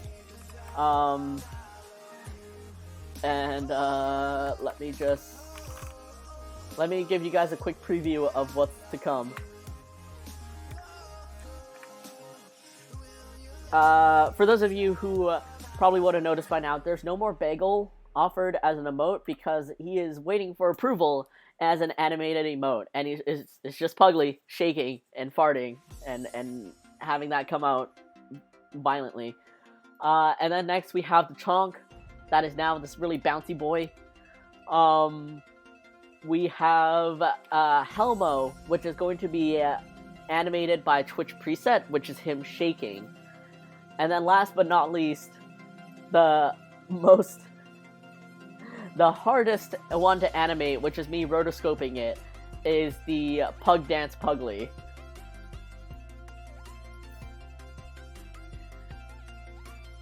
Did you and Anne coordinate learning Blender around the same time? Kind of. I think, like, I showed off my 3D, and then, like, Anne messaged me saying, like, oh my god, like, I've been wanting to learn 3D too, and then I sent her the tutorial that I followed, and she had another tutorial that she had bookmarked. But yeah, like, I don't know, I think we're all, like, just taking this time to learn 3D. You rotoscope this? Can I see that? Oh, yeah, wait. Did I... Hold on, let me... Pug Dance...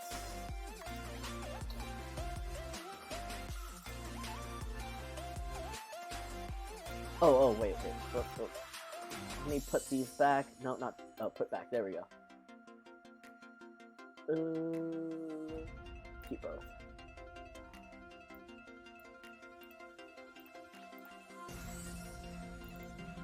Alright, let's open this up so you guys can see what this was.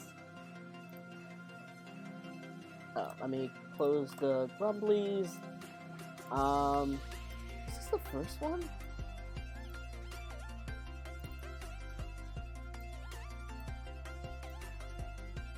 Let's see, that is at...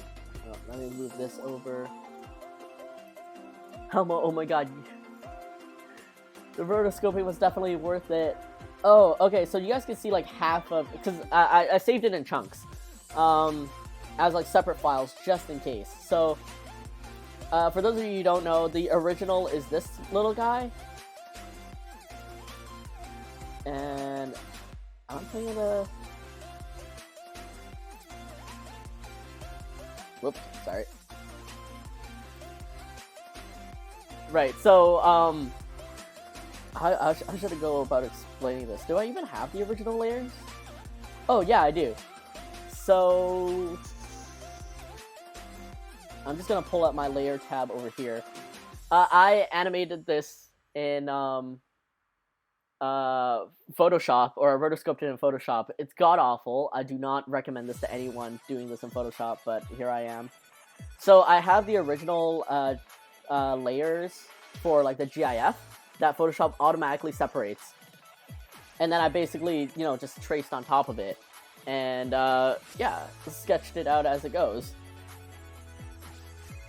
But also, this GIF is originally like 48 frames, and so I cut out like basically half of the in-between, so it's only 24 frames. That's why he's moving faster and a little bit like chunkier, but I'm lazy. I don't want to do the in-betweens. So that's the first version, and then let me move my layer panel back. And then which one is this? Oh yeah, and then this is the sketch version. So like at this point, like I've already traced all the original pugs. Some of these are missing frames. I think I turned a layer off somewhere accidentally. But yeah, that's the sketch. And so in the end, it becomes... Where'd you go? Where'd you go? This.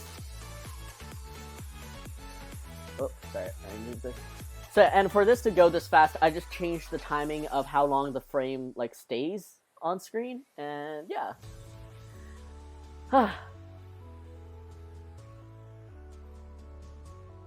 Oh, I thought you filmed yourself doing that.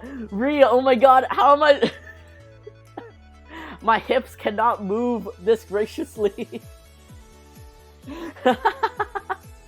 I don't know how to even move like this. Oh my goodness. Yes, and Otto here has a catsup that is also rotoscoped over the same pug dance, and it's so cute.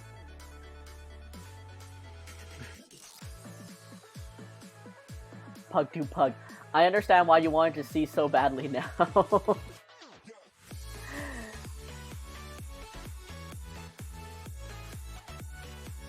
It turned out great, by the way. Aw, thank you. I'm really happy. Like, during the entire time, I was like, this better be worth it. And then when I played it, I was like, okay, this is worth it.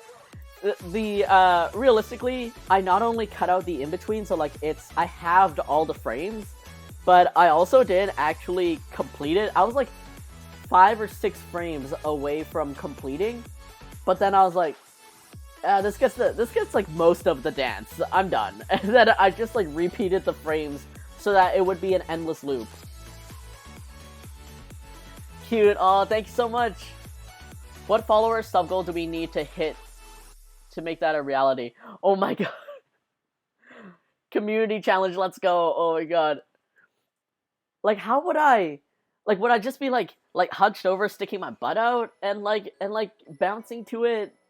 I'm trying to figure out the anatomy of a human body doing this.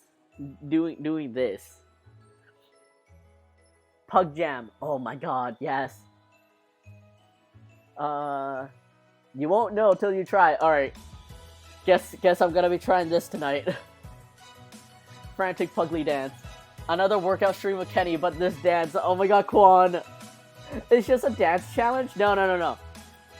This is gonna be a dance challenge with Ree, Soren, and I. This is our first collab stream is not drawing. It's me, Soren, and Ree, like, trying to recreate this dance.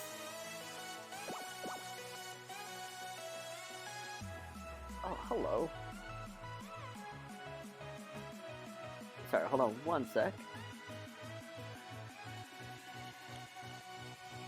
Oh, are you broken? Oh, that's cool. Alright, I just realized my iPhone charger does not actually charge, so that's great. Nice to know that my phone lasts for so long, though. Alright, I'll deal with that later. Glenn, thank you so much for the lurk. Oh my god, but rainbow rave colors. Oh, that's true. I can't make it a rainbow. Wait, no. Oh, I would have to do that manually. But I'll figure it away. I like this idea. Oh my god, all of us just throw out our hips. That's it. Like,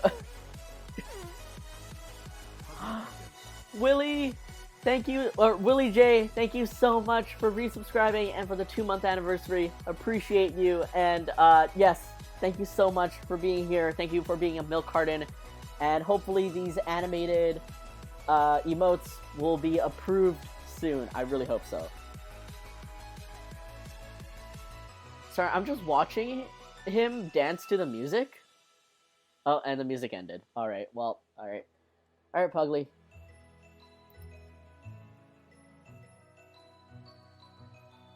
He's so cute when you listen to the music and then you watch him dance. I don't know if you guys can hear the music as clearly, but like, I don't know, it's stupid.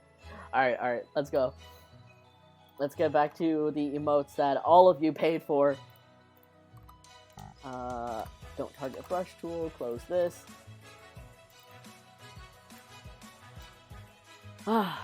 Alright. That was definitely a lot. That was a lot of love to take in, and I appreciate each and every one of you. I don't know if there's more to show over what I did. Did I create anything? No. Real quick, updated Grumbly post. Here's a Helmo social media post that will be coming out sometime. We have, this was from a Jackbox game.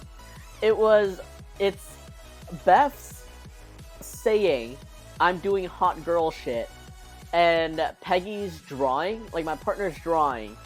I'm pretty sure that's my partner's drawing. And now we made it into a sticker, so here's Puglie doing hot girl shit. And that's gonna be coming out on Valentine's Day. Here's another social media post. That's just the original meme of like, what are you? An idiot sandwich? I love this so much. We got the parfait art that I did in Procreate, my first ever Procreate piece. We got Shook Puglie. We have the This Is Fine Puglie in his natural habitat. And I think that's it. That's all for all the things that I've created.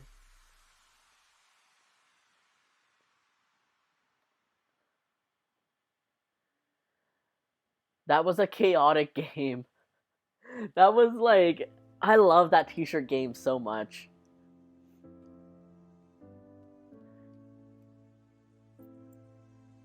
Kokoro, hello, thank you so much for joining again. These are so great, huge. Reed, thank you so much. Lots. Where? Oh, okay.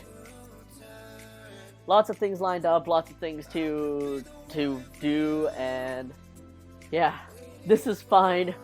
Literally that. It is one of my faves. The idiot sandwich? Sorry, let me figure this out real quick. I want to move this so it pops out a little bit more. So it is kind of in line with,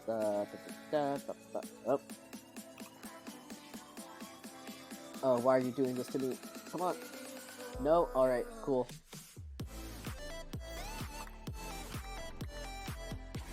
Like, I wanna make it a little bit more even. And it's gonna cover the body and the neck roll, but that's a-okay. Oh, you guys can't see this. So when I'm working on something this small, I usually have a zoomed out version so I can kind of see like the whole thing. TKO, oh yeah. Like, playing with people that come up with the most random sayings and then pairing it with the most random art, like, it's so great. You know, one thing that I think about though, Sorbet, is I wonder how much profit they've made from t-shirt sales. Because, like, you know, it's definitely print-on-demand stuff, right? So it's kind of on the, like, the price for it is on par with, like, TeePublic and, like, Redbubble and stuff. So I wonder how much side money they make just on t-shirt sales alone.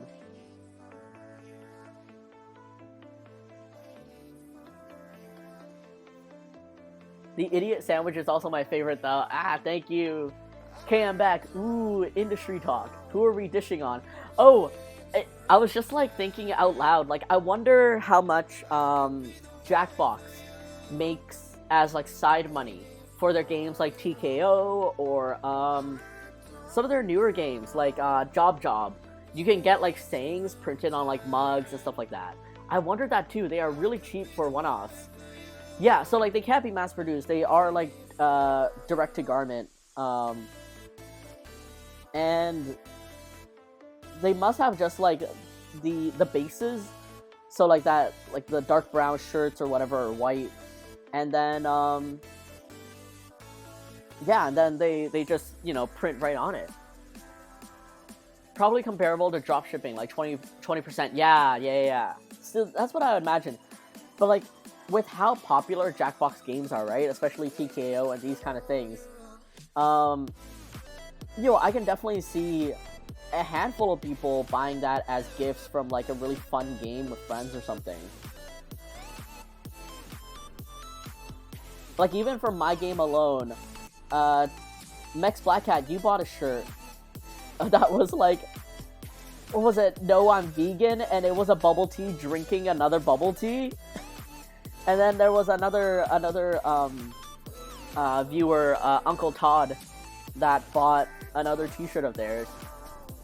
Full disclosure, we work with them for screen printed merch based on the game. Oh, that's so cool. That's so cool to know, Glenn. Oh my god. It always makes me so happy to hear about, like, your success and the success of so many other local people. Because it's always the funniest thing, and this is something that I usually experience, especially with Puglie, is that a lot of people think that I'm from LA. I don't know what it is, but a lot of people think I'm from LA because I think a lot of things just come out of LA in general in terms of content creation and stuff like that. And you know, there's this odd sense of pride where I'm just like, no, I'm from Vancouver, Canada, not the United States one. And I remember once a friend of mine was in a group chat with her friends, and she showed me their group chat, and it was basically a friend of theirs going to Emerald City Comic Con and discovering Puglie for the first time, and, like, gushing over Puglie. They were like, oh my god, this is so cute, it's at Emerald City Comic Con and stuff. And obviously my friend's just like, oh, I know him, he's from Vancouver too.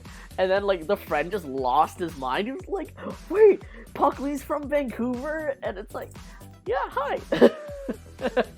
Hi. No thanks, I'm vegan. Yeah, Mex Black Cat. It was a shirt that said no thanks, I'm vegan, and it was a giant bubble tea with arms drinking another bubble tea. And it was like, there was so much to unpack on that t-shirt. But yeah, it's genius move to do, print on demand coded into a game. Yeah, exactly. Especially when these games are so, you know, played with friends and it's like inside jokes and stuff like that. It makes sense. It's like, I love that. I love that business, sync, business talk, and how to optimize things. Love it. Sorry, let me just clean up this line real quick because it's bothering me. They are really noticeable out in the wild too. They use that singular font in those lines. Yeah, exactly.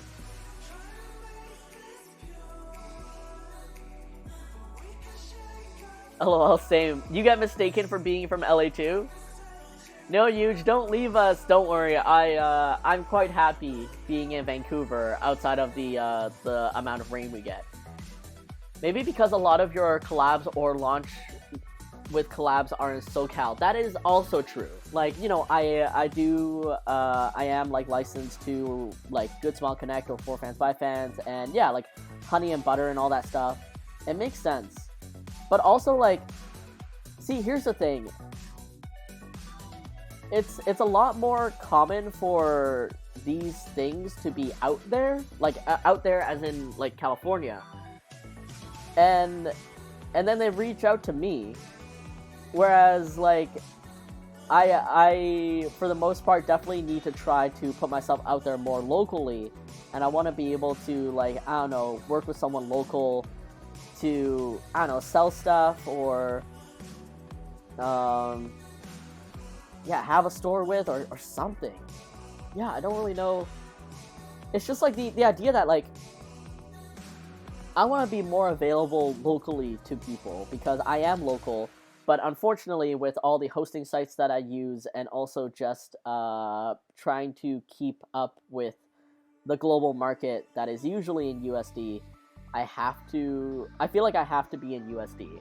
So yeah, it's weird. Canada gang, AA, West Coast, East Coast.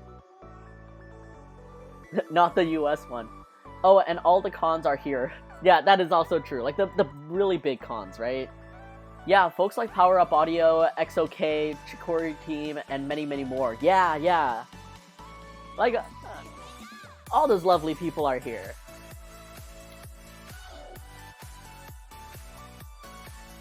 I had zero idea there was a Vancouver in the US. Soren, what?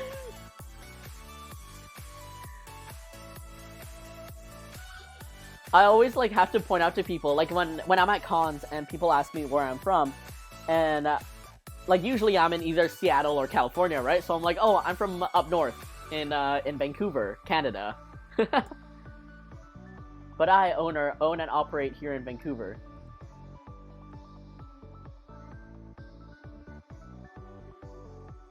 Oh, operations are in Illinois, but you are here in Vancouver. Oh, that makes sense.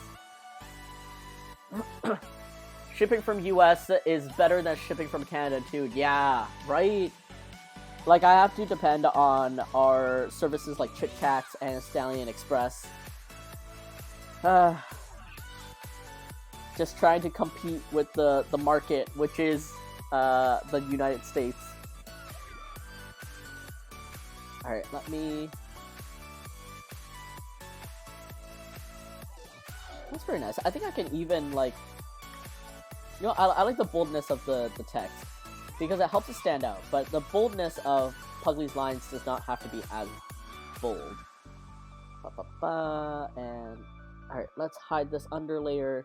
Let me fix Puglie's head curve real quick. And... Alright, let's get to line art.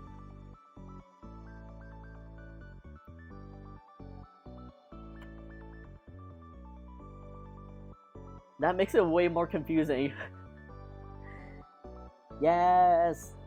I think, like, a good chunk of us here are Canadian. But also another bigger chunk of you are in the US. Or from the US, at least. I thought you were based in the US until this moment. I think when I've seen the Yeti at shows, it is always on the West Coast. Wait, where is Illinois? I'm awful at US geography. That is my one preface. I am awful at US geography.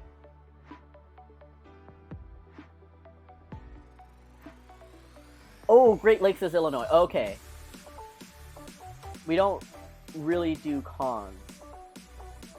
Midwest. Oh. Okay, here's another thing that I don't get. Yes, because Chicago is considered Midwest, right? Because here's the thing that I don't get, and I get confused by. So the West Coast is like California, Washington, Nevada, like that's the West Coast. It makes sense. It's on the west side of the United States, and it's by the coast. And then I would imagine the East Coast is like, you know, on the east side of it. But like I would imagine the Midwest to be like the middle of the United States, or like, oh, the middle but a little bit to the west. But like your Midwest is what I would consider east. Like, am I wrong with where Chicago is? Yes, technically Chicago is in the Midwest. Like, I am so confused. And then the South is like, oh yeah, this is the South. But then like the Midwest just looks like what I would imagine is the East. But then there's also Middle America. And like, Middle America is what I would imagine the Midwest to be. So I'm like, why can't you guys just do like separate it into quadrants or something?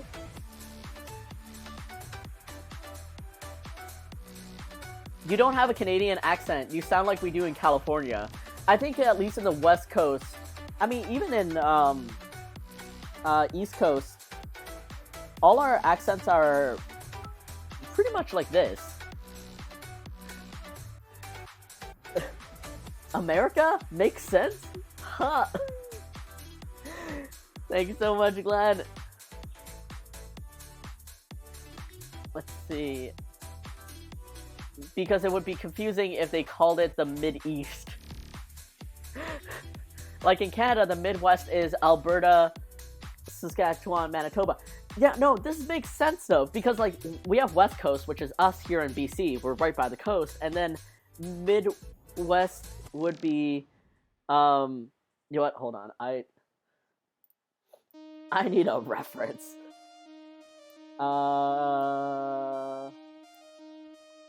Map of United States Midwest.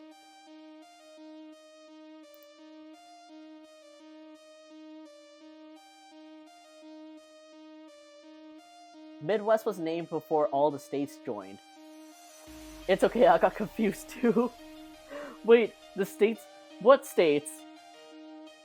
Were you guys not states? America, explained. I can hear your Canadian accent. I think, like, especially, I think a lot of people point out when I say sorry.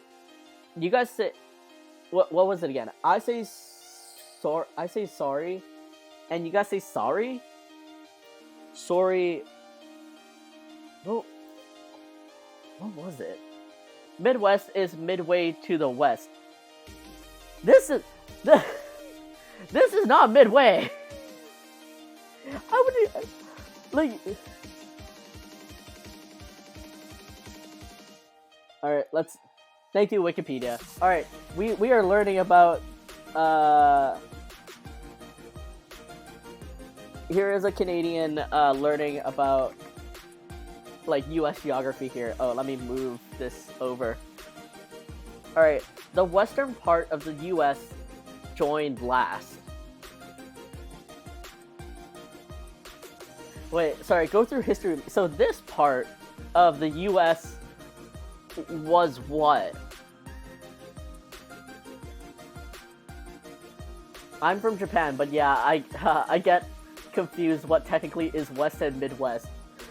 Sorry, what is with the word sorry? Wait, like, sorry and sorry. Yeah. I get the same comment. Wait, so do we say sorry? We say sorry, and the US says sorry. Oh, I don't know. I just made that up. Oh no. We're learning U.S. geography here today. Native Americans that weren't conquered. Oh. Like, so this is the East Coast. Like, somewhere here is, I assume, New York. And then this is South? Like, this here is South? This is the Midwest. Is Middle America just this? Is this Middle America?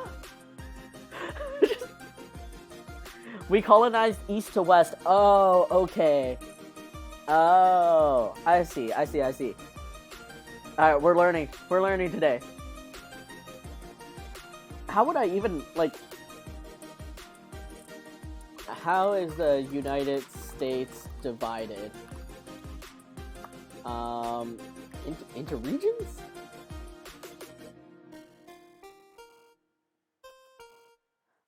Okay, we got it, guys. We got it. I think... Does this say...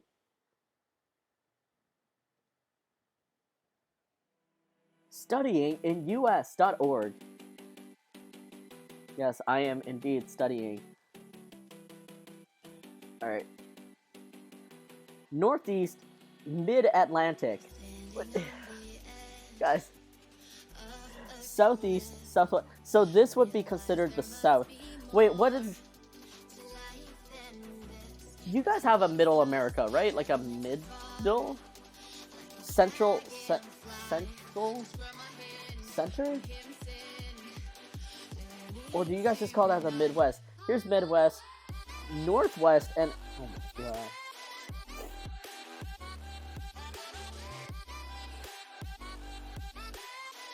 I hate it here. Then there's Texas.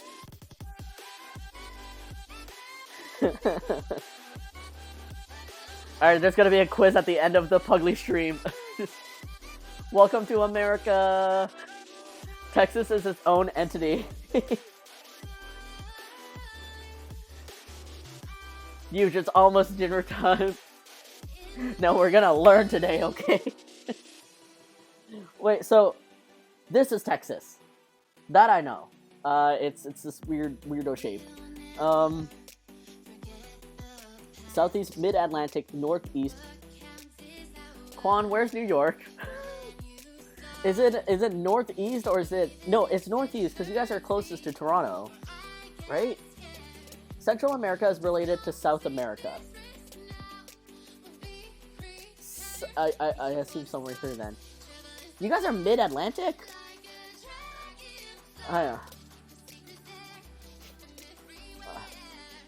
The world is a big and scary place, guys. I like how the West is just California and whatever this is. New York is the big teal blob at the top. Oh, okay. Gotcha. Oh, and Illinois is somewhere here, right? Because you said it's close to the Great Lakes. Oh, Midwest. One of these here. According to the map. That's Nevada, aka Las Vegas for the West.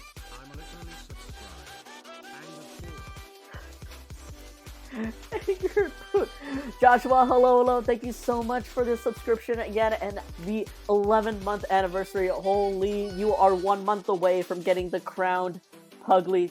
Joshua, thank you so much for being here. We are learning about U.S. geography because I am very confused by the Midwest and how America is separated or divided. Alright guys, we're gonna learn. We're gonna learn so hard. You guys came for pugs, but here is education from a Canadian who knows nothing about the US. Alright, so this is... Oh, I need to turn off light. So this is New York. This is Cal... Oh, I should... Cal, and this is Las Vegas. Nevada doesn't exist, it's just Vegas. I know this is Seattle, Washington, so this is Wash. And this has to be Oregon. Oh my god.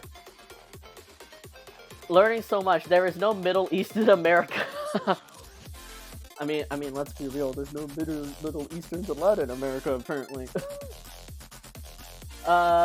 Illinois is the state to the right of the word Midwest in the picture. Is the state right of the... And it's close to Great Lakes. So, here? Is this ill? Is southwest of the Great Lake. Here? I don't know America's geography either.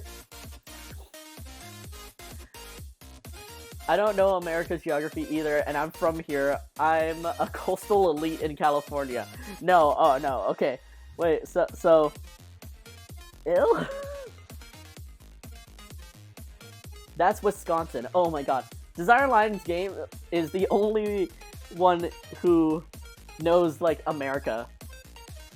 It's under Wisconsin. Alright, so we figured out Wisconsin, Illinois, Washington, Oregon, California, Las Vegas, New York. Okay, wait. Chicago is a part of the Midwest. Is this Chicago? What happened to Poot Emote? Oh! Sorry, Joshua. That is getting updated to... And if only I can move... Where's my mouse? Oh, it's on the other screen. That is getting updated to an animated emote. So right now, I'm just waiting on Twitch to approve this, and then it'll be a Poot 2.0. That's Ohio. Okay. That's Ohio. Oh!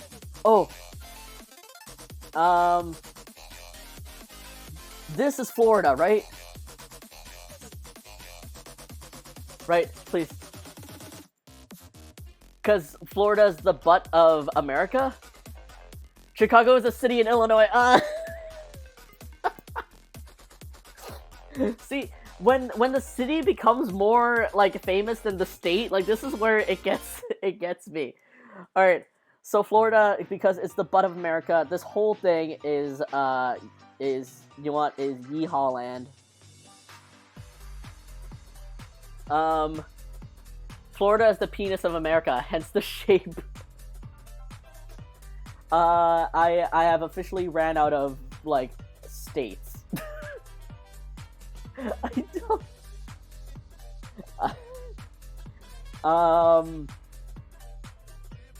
Yeah, these are all the states I know. Outside of, like, Sweet Home Alabama, which I wouldn't even know where to place in here.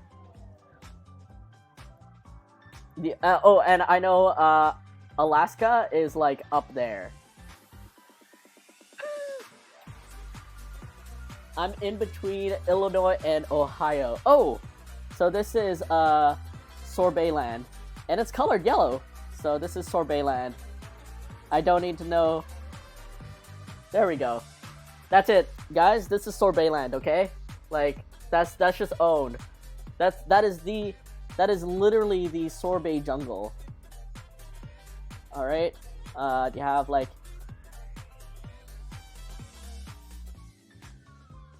There we go. I'm calling my congressman. Oh my god, have you ever seen the Canada-US anime Rule 38? It's a map safe for work, but very funny. I have not. I didn't even know that existed. Oh my god, I want to see you do a state's time test. This is all I can answer. The state shaped like an L is Louisiana. All right, let me find this. The state shaped like an L is Louisiana, and Louisiana is a southern state. So is this Louisiana? Louisiana? I don't know what to Google, so I can't show you. Glenn, if you end up finding it, let me, like, DM me, or I might try Googling it. State time test, oh my god. The music adds to the zaniness of this all. Oh my god, yeah, like the piano song that was like playing to it. And Kentucky looks. I'll DM you. Be safe. Google it. Incognito it. And Kentucky looks like a drumstick. Kentucky looks like a drumstick.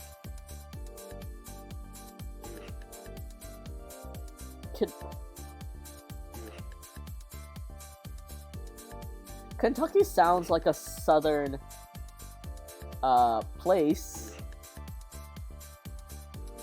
Wait, is this the drumstick? Alright, let me...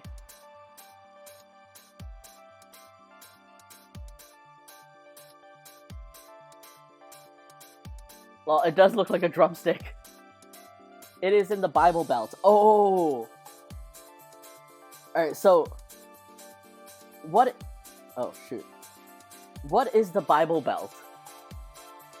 Is this... Like, is the Bible Belt across the Midwest, or, like...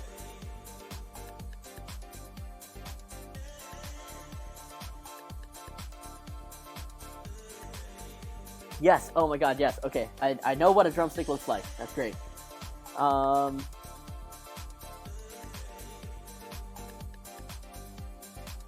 I've run states to know. Like,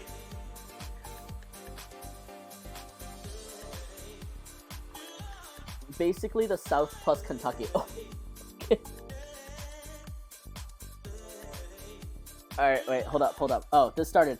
No, reset. Alright, guys. Here's the content none of you asked for, but here I am, trying desperately. Let me reset this so I have an accurate time, clearly, because I'm gonna finish this in, like, seconds. Alright, click on New Jersey. Oh my god, okay, wait. Oh no, these aren't colored. New Jersey, so I land in New Jersey all the time. If this is New York, is this Jersey? What? Is this Jersey? I'm like, am I like completely off? Click on New Jersey. Is this it? Damn it! Wait, dude, what? I did not know New Jersey was there. Okay, alright, cool. Thank you. Alright, hold on. Let me hit this. Alright. Click on Nevada. Okay, I just learned that. Guys.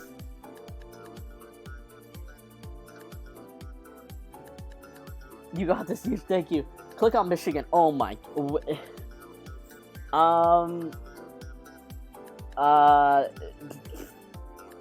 Michigan. Alright, so... Alright, let's break this down scientifically. Michigan starts with an M, and the closest thing to an M is the Midwest. And it's like a Michelin star, and a Michelin star is made by the people who make rubber tires. So it would be the bottom of the Midwest. So if this is like a tire, I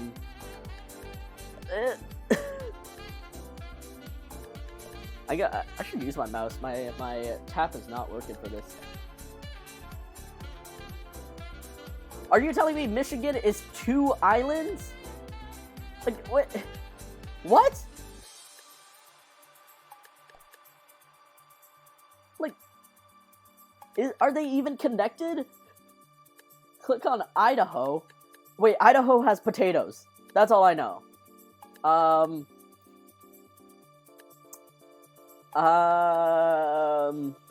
Where would be a great place to have potatoes? Alright, potatoes are like central to all meals. Like, potatoes should be in every meal. That's just a fact. So I'm gonna say like here in the middle. That's Colorado. Okay, cool. Idaho sounds like another Midwest thing. What looks like a potato? That's Kentucky. I learned that. Man, these are really square. You know what? This looks like a mashed potato. Wisconsin. Cool. Cool. What looks like a potato?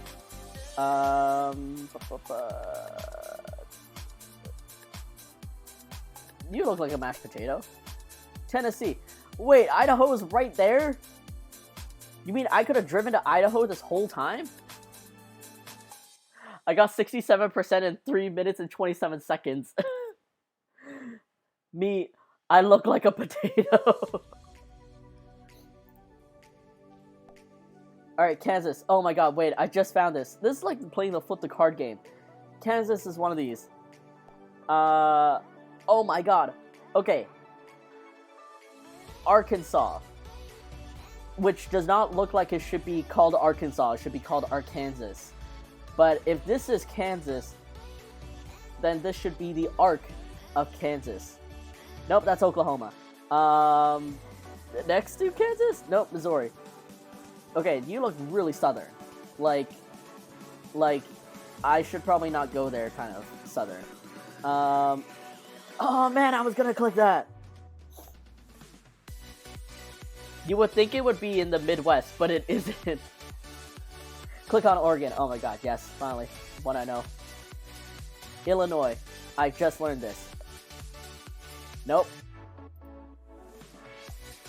Oh, bless. Tennessee. Oh, you are, like, somewhere south.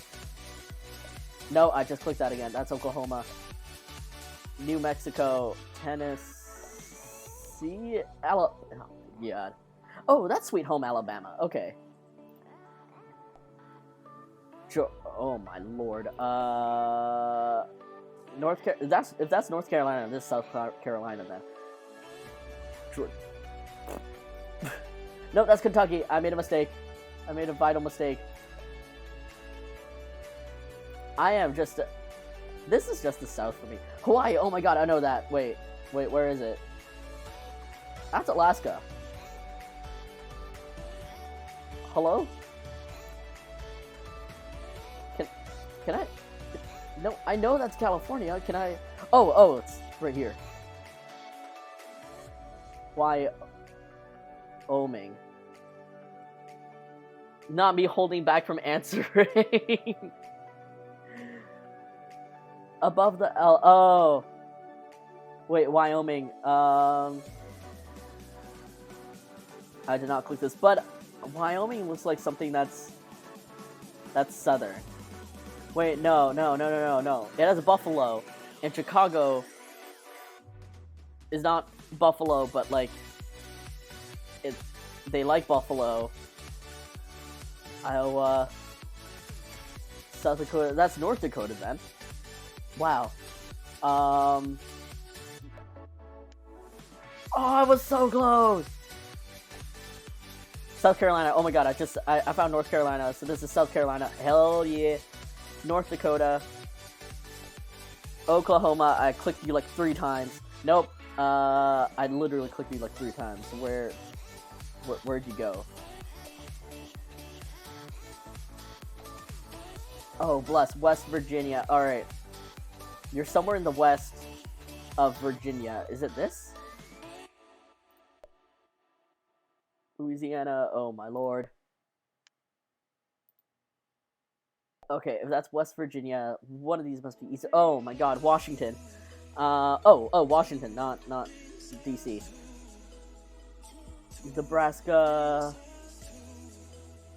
I literally just clicked you. Oh, bless. Rhode Island?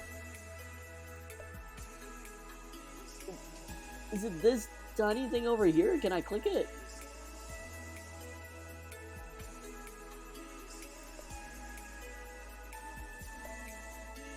What is... Oh my god. Me sitting here as you hover Wyoming. Yes. Minnesota. Oh. Minnesota sounds like you're in the middle somewhere. I swear I clicked you somewhere.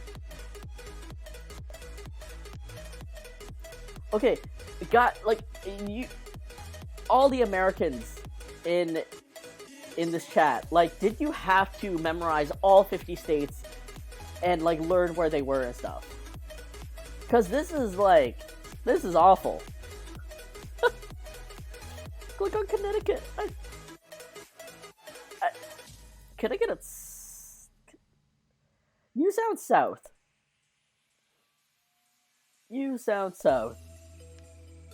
Oh my... Like, especially this part? Like, what? Yes, at some point. Yes. No. Wait, Desire Lines Games, you know the most about, all the states, and you didn't have to learn this? And the capitals. Oh my god. Like, Canadian geography, like, we also had to learn our provinces and also the capitals, but it was way easier than this. We did not have 50 states. Arizona, you are somewhere here. I swear to God. Nope.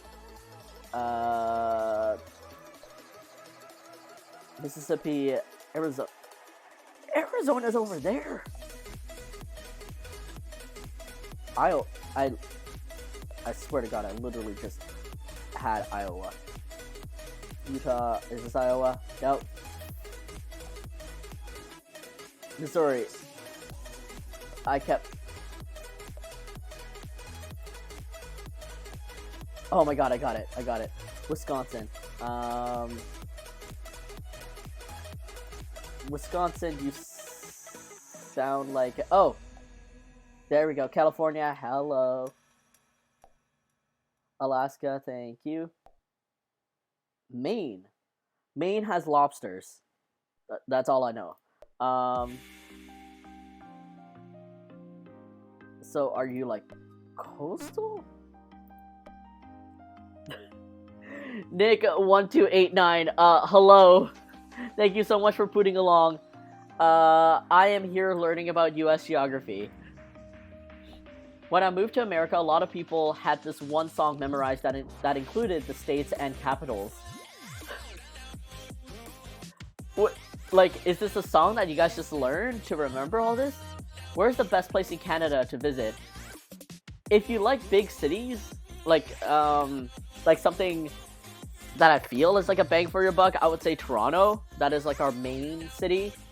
If you like a city with a little bit of like wilderness, some like nice environment and everything, I would say Vancouver. I'm getting there, Glenn. I'm getting there. I gotta be considerate about, like, you know, which one you wanna do. You know, if you're a city rat, I would say Toronto. If you like a little bit of fresh air and wilderness and a little bit of city, then Vancouver. Massachusetts.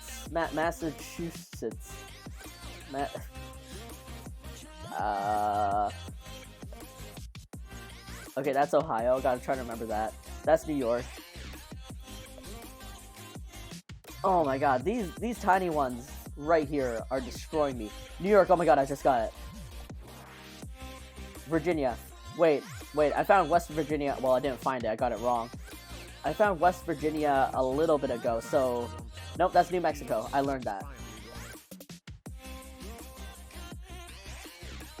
Don't listen to Huge about Toronto. He's certifiably wrong. I'm gonna go back soon, but I'm for sure going to Toronto in the fall during Fan Expo. What? Are you helping out with, like, a table, or are you going for fun? I've never visited Canada, and I'm dying to. Oh, Sorbet! I mean, if you come to Vancouver, hopefully when it's all safe and stuff, we can show you around. I think that's what it's called.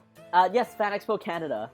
Wait, sorry, I'm looking for Virginia, and where was West Virginia?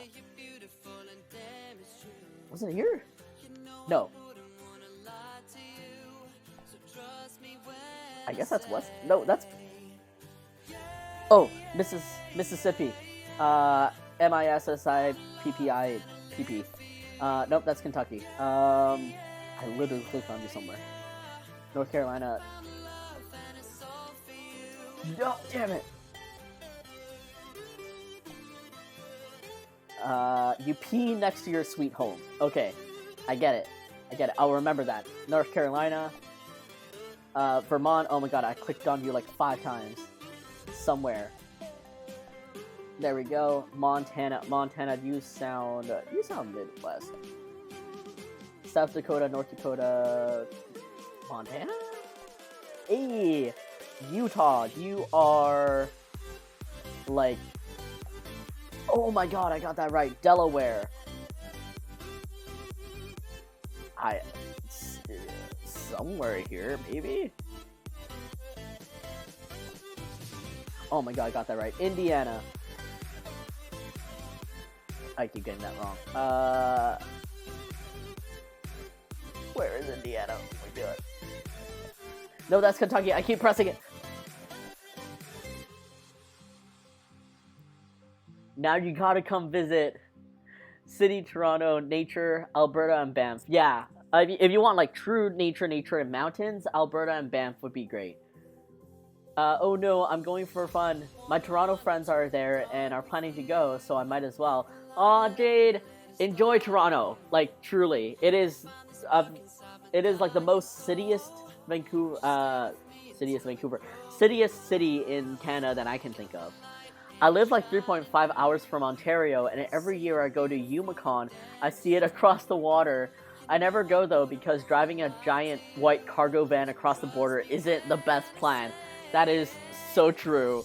Like, but yeah, if it's just like a 3.5 hour drive, I mean, granted, Ontario is massive. So, like, have you ever seen how far it is for you to drive to Toronto? If you like road trips, maybe? But yeah, I mean, Vancouver does have me and Glenn, so there's that. Oh, Colorado. Oh my god, I should know this. Here? Oh my god, yes. Yes. Louisiana. I clicked on you before. That's it. You pee beside your sweet home. So I know that now. Is this Louisiana? Yes. New Mexico. Oh, I got you. South Dakota. This was North Dakota. That's South. Bless Texas. There you go. Yeehaw. Kentucky, you are the drumstick. Thank you, Mex Black Cat. New Hampshire. What are you? Oh, cool. Ohio.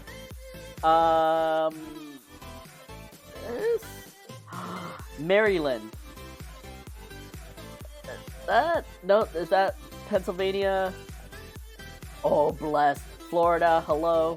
Butt of America. Alabama, you got P beside you. And Pennsylvania. Oh my god, I got 43%.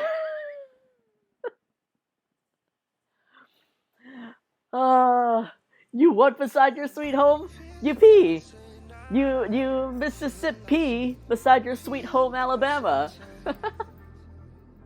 Toronto is our New York, and they love-hate when we refer to it as this. Yeah, true. But yes, Toronto is like our New York, but kinda not really. And if you like French culture, Quebec City and Montreal are amazing. Yeah, and that's just like the province over, albeit it's still like a 6-hour drive, I think. Oh my god. Especially for food. I drive to Vancouver. I do love food, but I know zero French. Oh, that, yeah. It sounds like New Hampshire. Oh, is that how you're supposed to say it? Alright guys, I learned so much geography today. Holy. I'm gonna save this because this is hilariously funny to me. But yes, now we know. I know jack all about US geography. But thank you for going on this adventure with me, everyone. This was very fun for me. I'm sure for all of you Americans that actually know your geography, you're like vibrating with rage.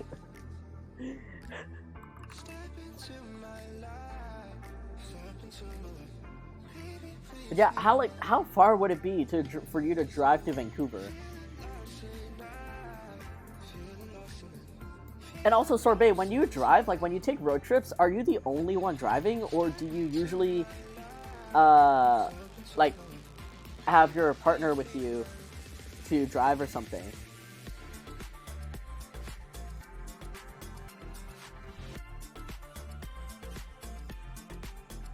Next time we do Canadian geography. Oh man. Nah, that was fun. 30 hours? I mean, I guess it would be a proper road trip then. You're good. Thank you all so much for being here.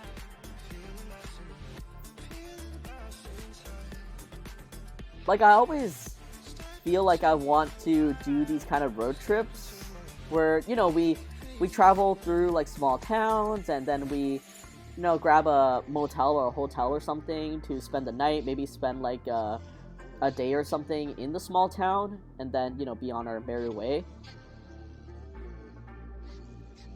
But one, the issue is time, like, you know, the time spent traveling and staying at places. And then two, it's driving, because if I go with my partner, I'm the only one that drives.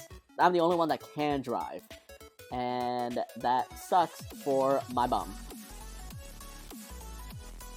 Like, as much as I love driving, like, sometimes I just want to sit on the side and vibe and chill.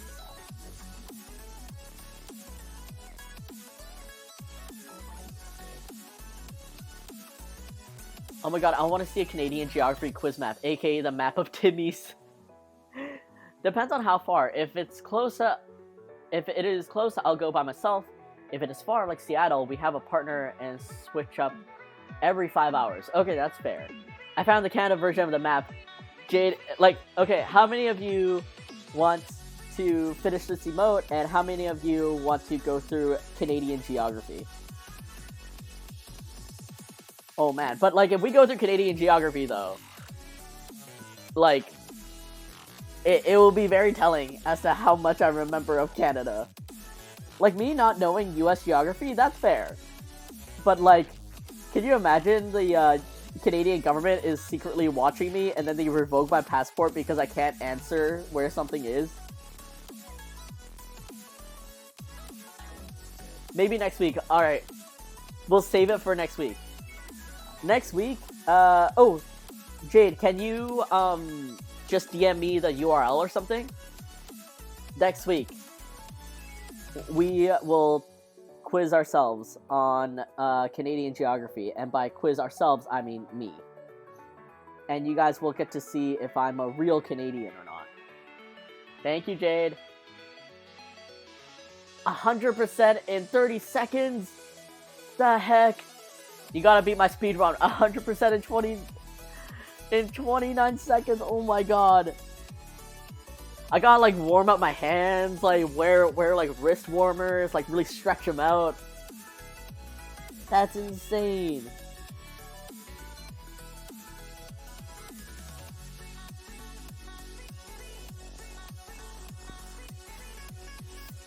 I think there's a dog howling outside.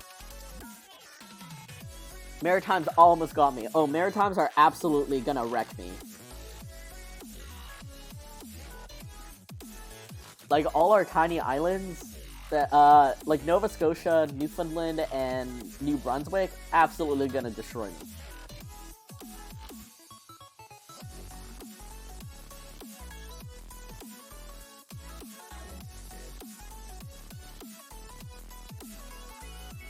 Oh, sorry.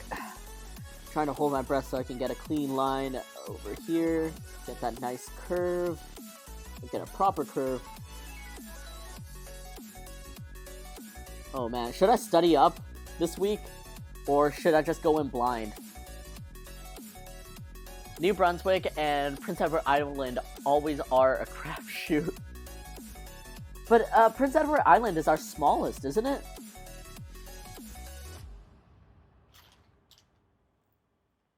Or, oh god, if they did capital cities, oh, that's true. This isn't asking for capital cities. This is just asking for, like, our provinces.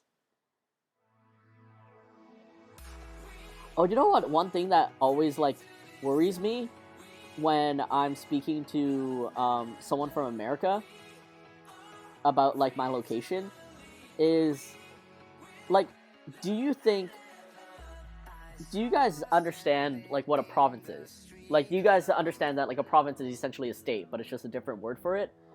Because I always, like, I know you guys don't call them states, or like you guys don't call them provinces. So every time I'm communicating with someone from the United States, like a company or something, I'm like, oh yeah, my province doesn't have that, and I'm trying to wonder like, should I define what a province is, or do you think they would know?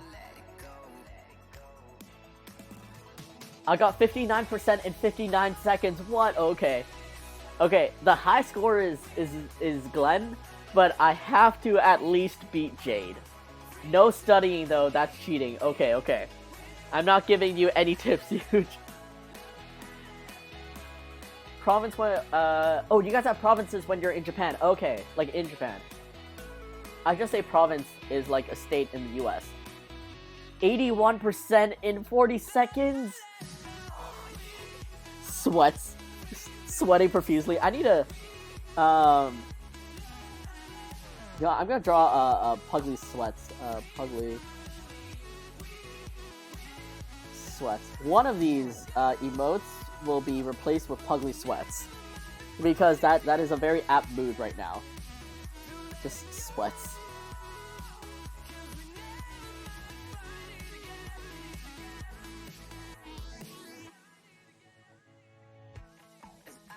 There we go. A solid B. You're like 3% away from an A for us in the Canadian grading scale.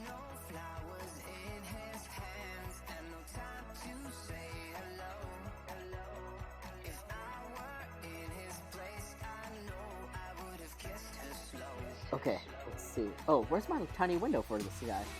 Oh, there he is. Alright, come on. There we go. Oh, man. I'm pretty confident if it's just provinces, honestly.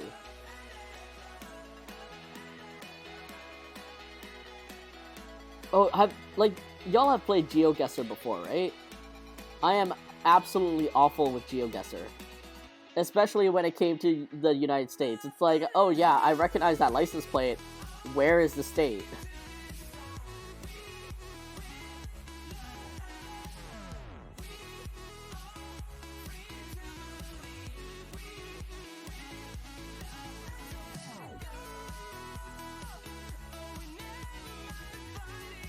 I want to be on your grading scale. Wait, what was an A for you? Like in high school, we had like we got D's, C minus, C plus, C minus, C and C plus, B's, and then A minus, A and A plus. And 84% was like the bare minimum to get like an A minus.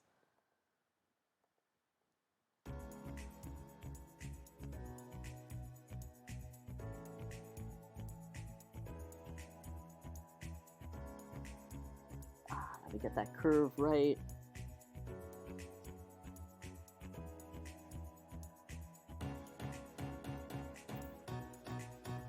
One thing I've been craving from Vancouver specifically is Nero waffles. Tell me about these waffles, please. So Nero waffles is, did you grow up in the Fraser Valley without doxing yourself? Joke's on you, Glenn. I don't know what the Fraser Valley is. I am awful with our regions. I'm awful with locations in general, but without giving out too much away, maybe. Abbotsford to Vancouver. Yes? I grew up where, most Asians grew up. Is, I think, what you would say? I grew up in where, like, nearly half of the Canada line is. In the south. They have sweet and savory optional, also a choice of Belgian or Liège waffles. Crispy or soft, super good. Okay. I am, I guess it should be safe to say I'm awful with geography in general. Like, what was your guys' best academic subject? Like, outside of art or music and stuff, what was your best academic? Because mine was English and biology. If I didn't take art as a university subject, I would have taken biology.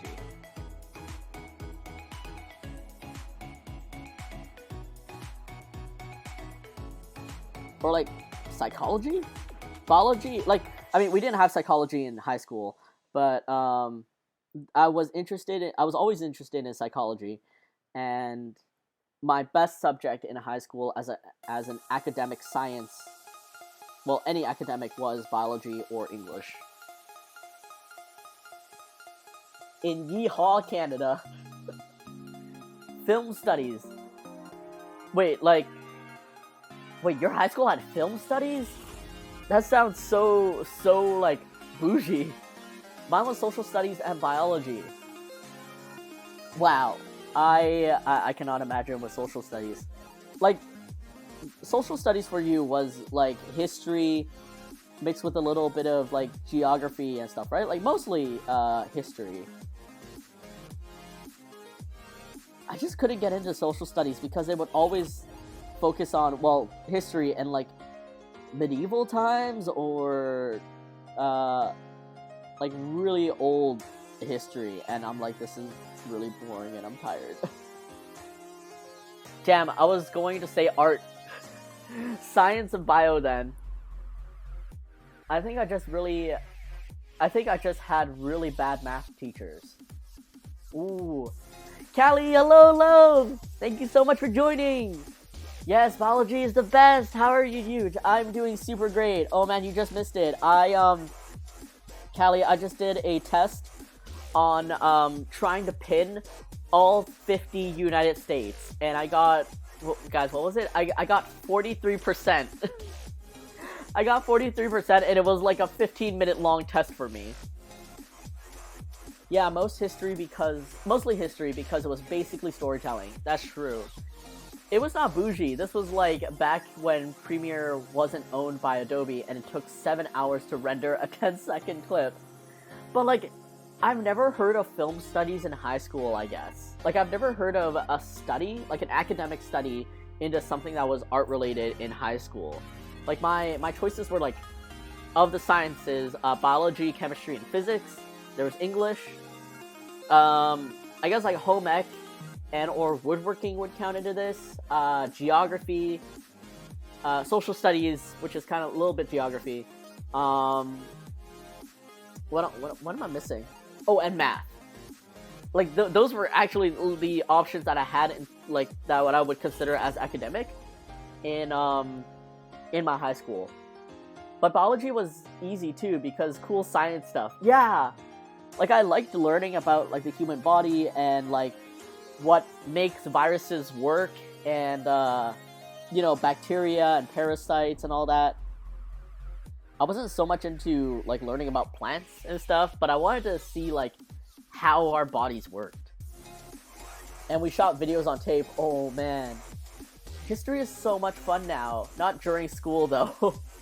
Yeah, when we go into, like the Wikipedia rabbit holes, and then we just end up reading a lot about history. But what was the worst with history for me was remembering dates. I can't remember dates. I can't remember numbers for the life of me. Oh my goodness, better than I will ever get. My geography knowledge is non-existent. It's okay, Callie. I proved that my geography knowledge was non-existent. Callie, if you want, I can send you the link to this test and you can do it on stream.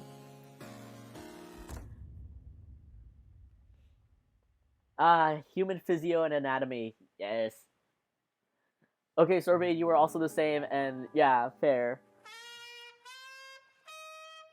Like, I feel like, I've heard of other high schools that were a bit better funded than, my school. Like, all public schools, by the way, but, like, yeah, regardless, they were a bit better funded, and so they had, like, cooler programs and teachers that would actually teach it. And that was really cool. Oh god, I will get 10%. Your emote is looking adorable, by the way. Thank you! Callie, let me show you my new, animated emotes. Also, I got to see your flaming Helmo emote. Oh, okay, friends. Gotta rest my eyes before watching the new Spider-Man for the first time. Jade, get rest. Enjoy the new Spider-Man. Have tons of fun. And I hope to see you next time. Thank you so much for being here and being a mod. Appreciate you. Bye-bye. Yes, I got to see that because I think Mex Black Cat or Quan, one of those two, used it. But yeah, I'm waiting for approval right now for my animated emotes. But right now, I'm waiting for Bagel to be approved, and then Chunk, and then I have my own Puglie Helmo that I'm gonna have Twitch do the shaking animation for, and then I did this Puglie dance, which is like rotoscoped over like the actual Pug dance meme, and I love him so much.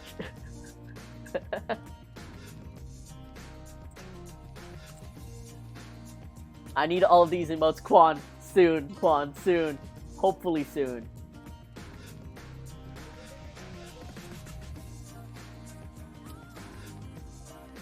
So yeah, those are the emotes that I have, like, literally waiting for Twitch to let me use. Right now, I'm just updating. So, like, previously my line art was pretty thick in terms of... Oh, I can actually show it. So, like, previously my line art was, like, this thick, and I thought it would work better for an emote, but then I got to experiment with, like, a thinner line art, and it reads a little bit better, plus, like, I could add more detail. So right now, at least for this stream, I'm updating my line art for this specific Puglie, and then I'm going to be working on all the other emotes that I have slots for. Callie, did you use all your emote slots already?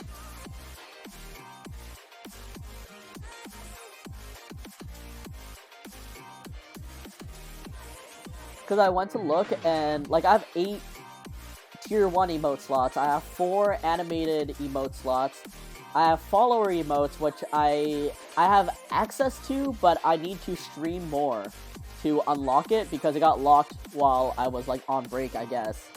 And then I have Tier 1, Tier 3, and then the bit emotes. Like, there's so many emotes.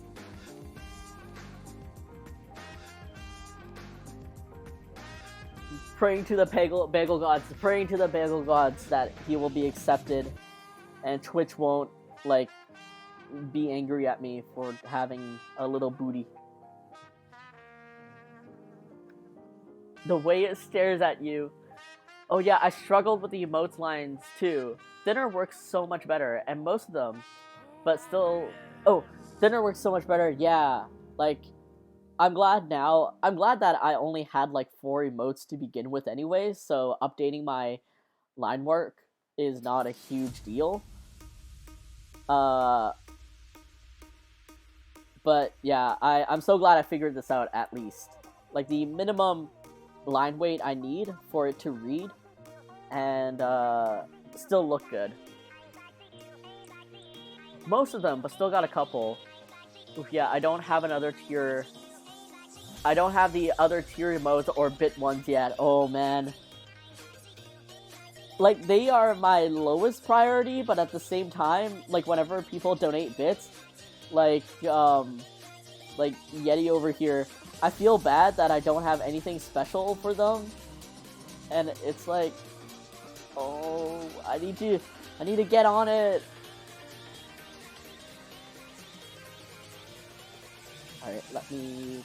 I'm gonna turn off the background layer so I can actually see it. See what I'm coloring.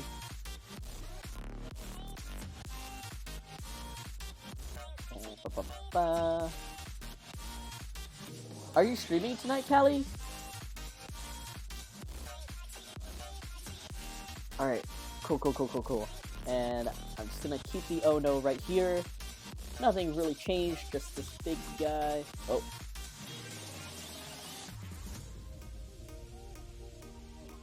Nah, it's love. Thank you. I mean, I know, like, this has been something that other like artist peers have been reminding me that sometimes people just want to give me money because they want to support me and they don't actually want anything back. They just want me to like, you know, do well. And it's like, it's really sweet and I don't understand it. And I mean, I kind of do, but at the same time, it's like, no, I feel bad that you're giving me money, but I'm not, like, I don't have anything in return for you. Like, I don't know. It's this idea of human debt that I live with. It's like when someone does something nice for you, and it's not like you want to square up the debt, but at the same time, it's like, oh, you do want to make sure that they are getting something in return, or like their time or whatever. I don't know. This is hard. Is that right? You deserve the support. Thanks, Callie. Not tonight, just Monday and Fridays. Oh, right. Yeah. Your presence is plenty enough. Because we want to. Sorbet! Your existence and continuing to make cool stuff is enough. Just pay it forward? Yeah. I always try to just, like, you know, in the grand scheme of like, the universe, I guess. Just paying it forward and hoping for the best. The energy that you put in. Alright, since I have the room, I'm just gonna extend him a little bit. Since I have the room anyways. And I'm gonna make sure he's fully colored in. Okay. And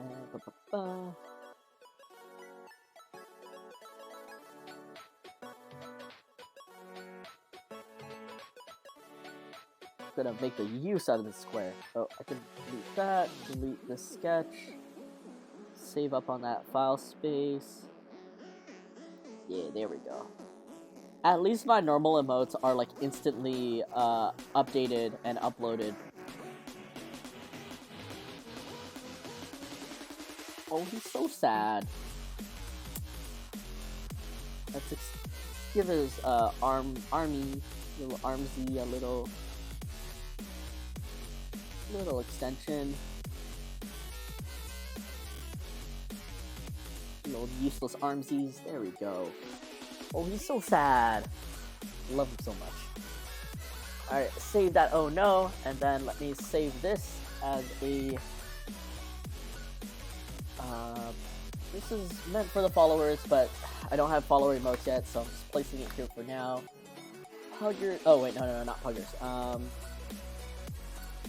Oh no. There we go. You are also so sweet, that's why Sword, no! All of you. But I definitely feel that too. I felt so bad for the longest time, but it's still a struggle. Yeah, it's just... I gotta own it, and I gotta appreciate it, and just hopefully, like, I can show that appreciation genuinely somehow through our screens and our text and everything, and... it's just tough. I was today years old when I learned how to properly manage my sources and seeds on OBS, having to redo everything. Oh no, Glenn! But I feel you. Like, even over the holiday, like over the break, when I was updating all my overlays and stuff, I was still, like, finding new ways to, like, for best practices and everything. Especially when I moved over from Streamlabs to Stream Elements. It was, like, yeah, I had to reconfigure a couple of things. Puglie's boo-boo phase! It is his boo-boo phase!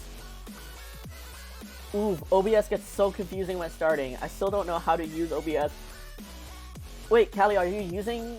Oh, how do you like Elements over Streamlabs? Huh. How do I like it?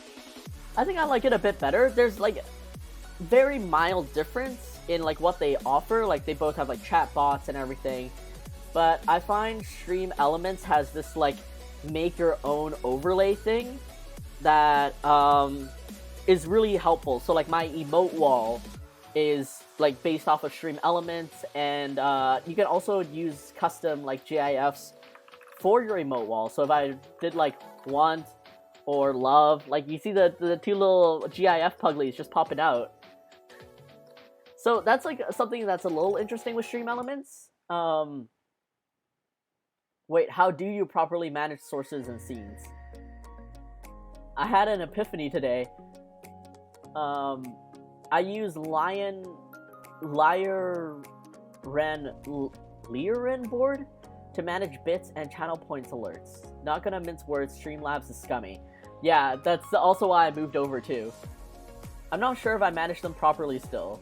Yeah, I don't know if I manage them properly either. I just I turn on hardware acceleration. I make sure that things aren't repeated. So,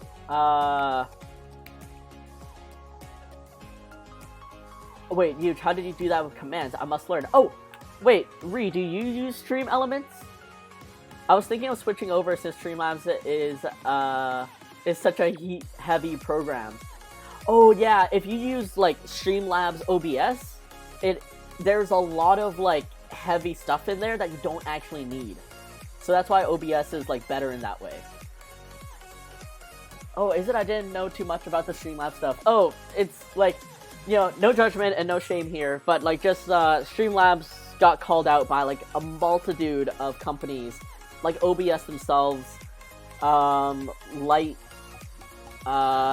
thanks Max Black Cat, Lightstream, and another, I think the Elgato Stream Deck,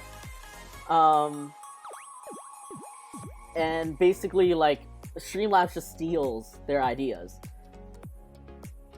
Hold on. Actually, I can just show you guys real quick right here. I'll show you guys what I use for things, since most of you guys are streamers here, and if you guys are interested. Let's see. Yeah, if you put all your alerts in a scene with a blank background, you can load that scene as a source in any scene. Yes, that's exactly what I do. Okay, so let's go over real quick. Hello to the infinite universe of us. What Glenn was saying. I have. Wait, you guys won't be able to see it. Would you guys be able to see it? How should I do this?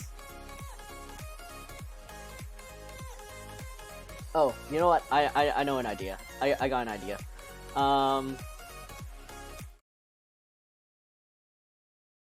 And I'm back. Alright.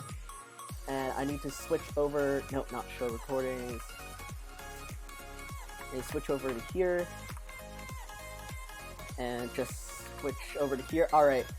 So, Glenn, if we're saying the same thing, basically, I have these two things called bracket NS interactive. Interactive is what all my overlays are. So a scene can be a source. So if you, oh, there we go.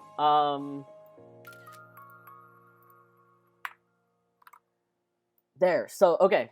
Here's the explanation. So NS Interactive is where all my stuff, all my alerts are. So my alerts, my emote wall, literally everything that I want across all my scenes is in NS Interactive. That includes the chat box, all that stuff.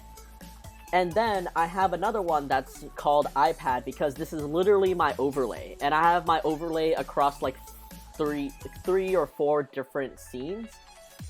So what this does is that you load your scene in as a source. Oh, I should do this in a much more vibrant color. You load the scene in as a source, and then that saves a lot on just managing all this. So then if you move your overlay I don't know, a pixel to the left or something, you don't have to go through every single scene to do it. You just update your main scene over here, and then it's all across the board. So that's one thing. It also saves on a lot of. I think it saves on a lot of power, CPU power and stuff. It's not processing as much every single time you switch scenes, because it's just there. RAM, yeah, there we go, RAM. I don't know, computer stuff. It's saving on computer stuff. Oh, let me catch up on. It's not keeping files open in multiple scenes. Exactly that. I didn't know that I have them all stacked up in one of my overlays or separately in OBS. That's good management. Thank you, thank you. This is a game changer. I need to reorganize my OBS. Yes, so this is a huge game changer for me. So as you can see, like I have chat, I have the trigger fire GIFs, which is like the, the lurk and all that stuff. I got my stream elements overlay, and I have my shoutout box. That's like when I do shoutouts and stuff. So yes, so that's why my sources over here look so clean, because like these 4 things plus this overlay is just now this one overlay. So I have whatever I need just right here, as minimal as I need. So it saves up on CPU, RAM, all that stuff. Let me show you guys what else I use. So Callie, you were asking about stream elements, and Ree, so were you, on like how do I use my emote wall and stuff like that, and I will show you. Hopefully opening stream elements is not gonna like ruin anything. Because my poor computer is very sad and slow anyways. Yeah, take a drink while. So streaming tools, stream elements, streaming tools, my overlays. And then what you guys are seeing here is my alert box. Right, so Stream Elements supports overlays, and overlays are basically like widgets.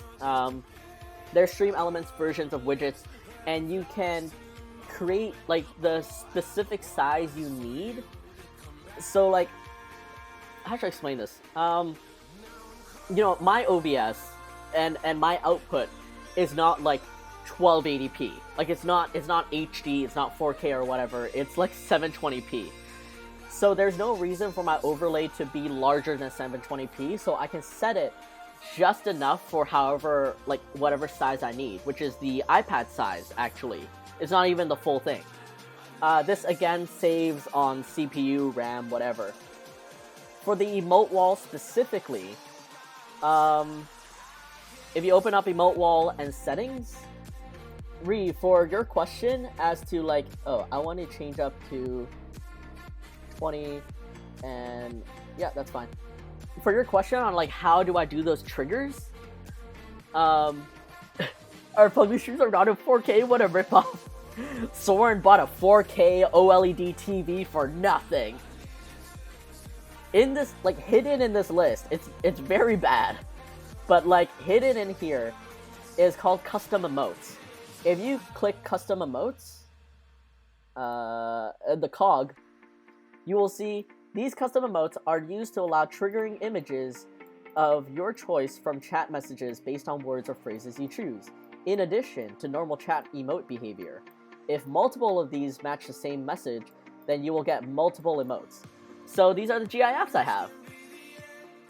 So it's almost like, screw Twitch emote slots, just put out whatever. And these can be GIFs, these can be PNGs. And I just thought these would be cute. Yeah. So, I just put F in there for F in chat, please. Exclamation mark F in chat, please. So yeah, that's how I do it. And you can add as many as you want. What else? Emote, chat emotes, show all. You can turn on, enable emojis if there are people that use emojis in there. Emote, duration, emote explosions. Yeah, that's about it. So that's your answer for how I got those custom emotes. Love the interactivity. Yes, exactly. So when I go over, Callie, let me show you real quick. So when I go over to my shopping channel, if you guys want to share how much you want or love a certain piece of merch that I'm showing, you guys can absolutely just do exclamation mark want or love, and I'll see it. Oh, Ree, did you not see this overlay? Hi. So these are the things that I was working on over the holiday. I have a couple of new overlays just because, I don't know, stupid stuff. Flashbacks, right? When it's 3 a.m. and there's nothing to watch. So here's my shopping channel. This is where what I do to show off like new merch and stuff like that. I have my phone as my separate webcam for when I want to show off things. And then next up, I have a little. Wait, hold on. Let me do Pug Talk. Because I don't know, sometimes I go on rants or like long inspirational talks, and I just figured this would be, stupid. So I figured I'd make this. This is top notch. Callie, thank you. This is amazing. Huge. Bree, thank you. I love the side effects list. So yeah, here's a Pug Talk, and while this is rarely gonna be used, but I just made it just in case. If I remember my hotkeys, it is. Oh, hold on. Let me focus into here. Or wait, are you not focusing? Okay, cool. You can't see me, but this is in a little arcade box. So if I happen to, I don't know, play some games or something on stream, I don't know, Tetris or something, I'll have a little arcade box. A Pugcade. And yeah, of course, like, all my overlays are slightly animated in one way or another. There's, like, Puglie wiggling the joystick, and there's text popping out. So that was my holiday goal, I guess. Oh yeah, and this transition. I love the creativity. Thanks, Callie. Oh yeah, let me switch over to... So, yeah, this is Stream Elements. And what other layers? Alerts is like literally alerts. Are you gonna open up for me? No? Oh, wait. Alerts is... their UI is a little bit weird. But like, yeah, this is where you would modify or create your follower alert or subscriber alert and stuff like that. What I found interesting, which I think Streamlabs does anyways, but I never experimented with it, was you can add variants. So, sorry, that was a little bit fast, and my screen is tiny. There's a little section here for alert called variation settings. So if you open this up, you can have different raid variants, depending, and you can set the percentage of chance that it will play. So each of these have a 25% chance of playing because I have a total of 4 variants. And yeah, these variants can be like, it plays a different GIF, it plays a different sound, and it's just something like neat to toss up, like, the look and feel of things. So for this one, if it loads, yeah, I have like this little guy clapping, or if I wanted, oh, and like you can do a different message too, of course. And then for like raid variant 2, if it opens, come on, buddy. Yeah, I have like this shaky guy, and I made it like, is raiding with so many gorgeous people, shake it, shake it. And I don't know, it's just stupid little things. Everything turned out amazing, huge. Thank you. So for me, like, moving over to Stream Elements, it took a couple of hours in the day for sure, but I think it was worth it, and I feel like more confident going in now and like changing whatever I need. It definitely takes time. Yeah, it's like more tedious than anything, but it's good to learn.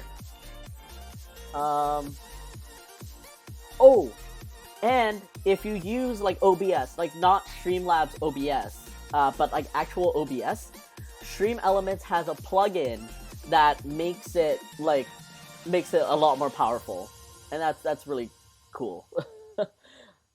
But I'm not using it because my operating system is too low and not good enough. So there's that. Otherwise, like, everything's the same, like revenue or like donation boxes, chat bots.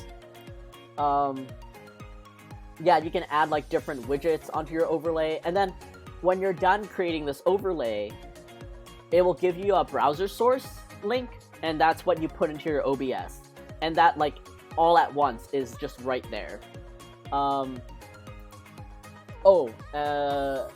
you can design this in, like, Stream Elements itself. Oh. Do you need me to refresh, or are you just, like, not having me? Alright, let me refresh this.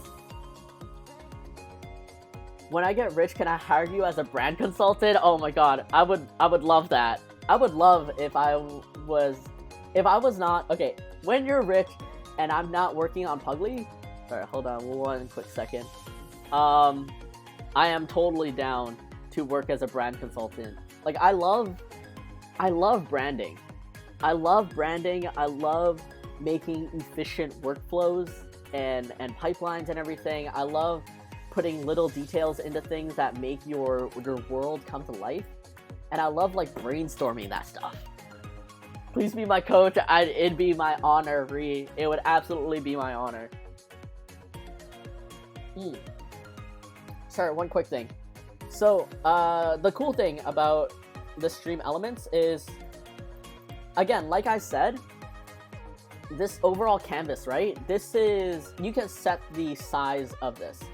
So the size of this overall canvas is the size of my iPad screen, like right here.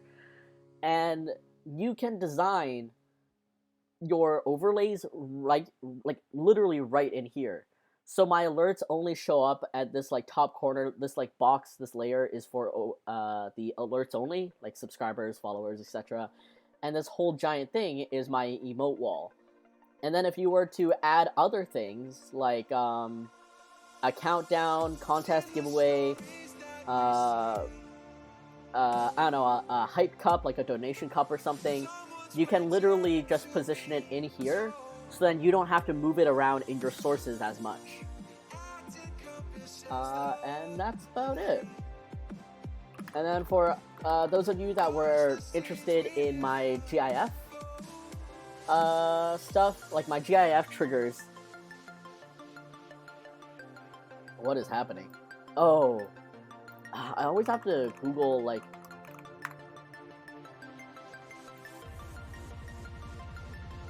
I hate when, like, they didn't get the URL and then I end up going to some sketchy site that I hope did not, like, steal my information.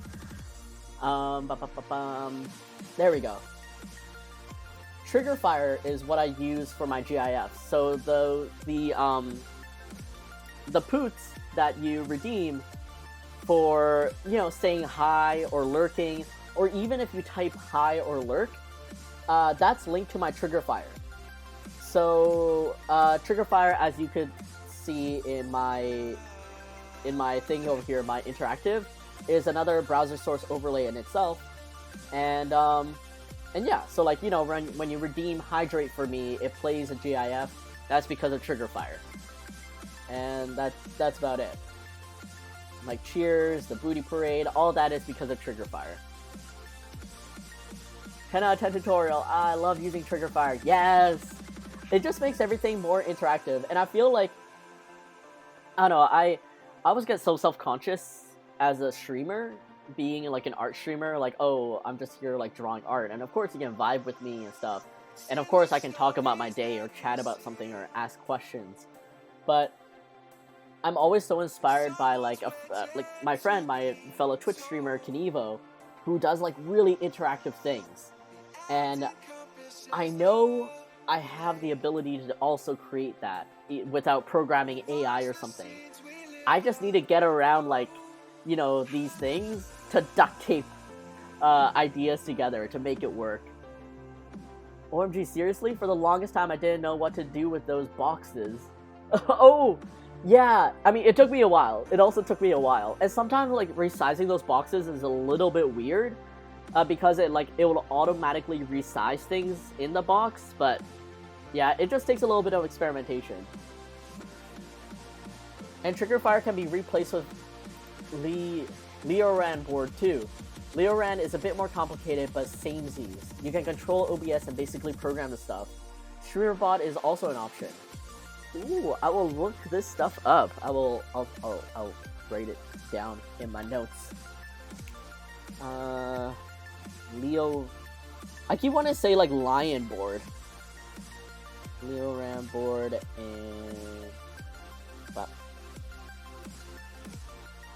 and streamer bot. Oh, and here's another tip for you guys. Will I be able to lift this up? Maybe. Here's another tip for us artist streamers here. So I'm sure all of you know that you can set your hotkeys into OBS to like change scenes and stuff. If you have a tablet, no, I cannot lift this. Okay, cool. So if you have a tablet, there are buttons on the side, right? And Wacom, or I'm sure any other tablet that you use, has tablet settings that you can, put custom keystrokes in for those tablet buttons. So what I do is I programmed in the Wacom settings. Okay, my camera's not going to pick this up, but you guys get the gist of it. So like in my Wacom settings, I made it specific to OBS to do these keystrokes. So now I have a post-it note on top of like my Cintiq on the side of the buttons that I don't normally use. So when I press one of these buttons, it's actually pressing Alt-3, and that is changing my scene to a shopping channel. Or if I want to switch back to a main camera, I am again pressing a Cintiq button to go back. So this makes it a little bit easier. It's almost like a hack for a Stream Deck, because, you know, I don't have $100 to throw around right now. But it works. It takes a while to do. You're doing great, Huge. Sorbet, thank you. If you want to hop on a Discord call ever, we can co-work and I can walk you through it. Glenn, thank you so much. I will let you know if these things look like there's something I want to take up on, and yeah, if I need help with it. I'm also working on more interactive things, so this is super helpful. I didn't know about Triggerfire or Leo Ran board. Yeah, I mean, Triggerfire just like, their GIF reacts. It's kind of neat. Another cool thing I've thought of with stream elements, especially if you get alerts for like maybe raids or follows or something, is with that variant option, right? Like say you add a variant to a person that follows you, and the variant has like a 5% chance of triggering. But say that one follower gets that variant where like a different GIF plays and a different song plays, right? Maybe that person gets like a custom, like a silly custom doodle or something on stream for following you. I don't know, just like weird interaction things like that. That would be kind of neat. You can randomize them. Yeah. You can randomize them too. I'm also, oh yeah, sorry, I read that. So it's just like ideas to play with in terms of like what I can do and what I can make using the programs that I know, or the tools that I have out there. I have a Hello Redeem that plays 1 of 15 clips. Oh, that's so cute! Yeah, that's one of the things that I've been like needing to work on too. Like variants for the fart noises or something like that. But yeah, that was like, I guess my little stream tutorial with helps from the Yeti.com, otherwise known as Glenn.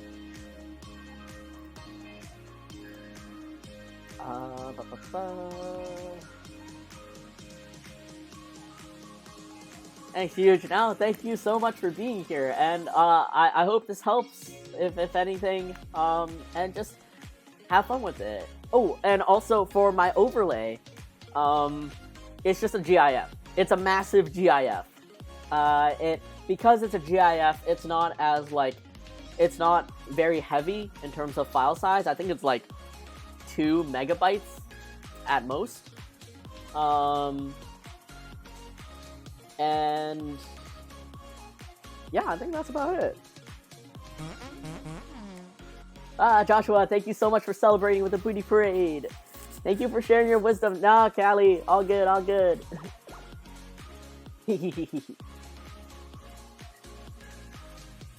Alright, enjoy the lurk! Thank you so much for being here, Glenn. But, I think that's about it in terms of ideas or things. What else? Oh, like this is really simple, and everyone already has one. But like my stream starting is also just this overlay and like a video that loops in the background. That's about it. Yeah, that's it. All right, it has been 3 hours and 30 minutes. I am probably gonna work out after this, but I am again really appreciative for all of you for being here and for giving me a level 5 hype train. That's the first time I've ever had a level 5 hype train. That's insane. Thank you all so much for throwing so many vitamins at me. So much love. And for being here and chatting with me. I do really, really appreciate it. I'm gonna send this love over to someone else. Let's see who's online right now. I hate that the raid option doesn't show me like everyone that is streaming. So sometimes I have to actually like go to the website to look at it. So glad I could join a stream. Soren, I'm so glad you guys could be here. Sorbet, thank you so much for being here. I'm so glad to chat with you again, to the quote-unquote see you again. Callie, thank you so much again for being here. Mex Black Cat, as always, thank you so much. Oh, how do I open? Oh my god, please, just work with me here, Twitch. Just let me see who's on. Oh my poor computer. Oh, okay, all right. You know what? Let's send some love over to a friend of mine who. Oh, let me do this properly.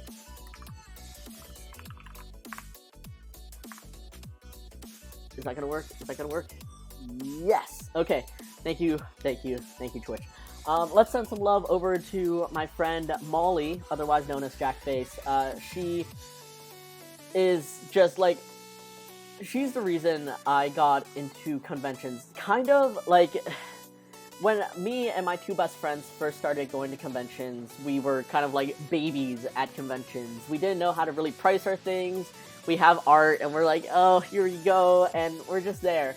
And it was Molly and her partner at the time that came by our table and yelled at us, telling us that all our stuff was too cheap, that we were undervaluing ourselves, and that we were selling our stuff for too little. And then when we talked about how, like, you know, we weren't too confident in our art selling better, they then yelled at us for our confidence, or lack thereof, in our own work and stuff. Molly, in every sense of the word, is a con mom. And her partner at the time was also a con mom, and she still is. Both of them will always come by and make sure you're well fed, well hydrated. And Molly herself does also actually exhibit at conventions and sells really rad art. Yes, Molly, every artist needs a friend like that. Yes. Can she adopt us? Oh, she absolutely will. So, till this day, I still call her my mommy, and she is lovely. So, I'll see you guys there. Thank you all so much for being here. Take care, and bye-bye. Oh, and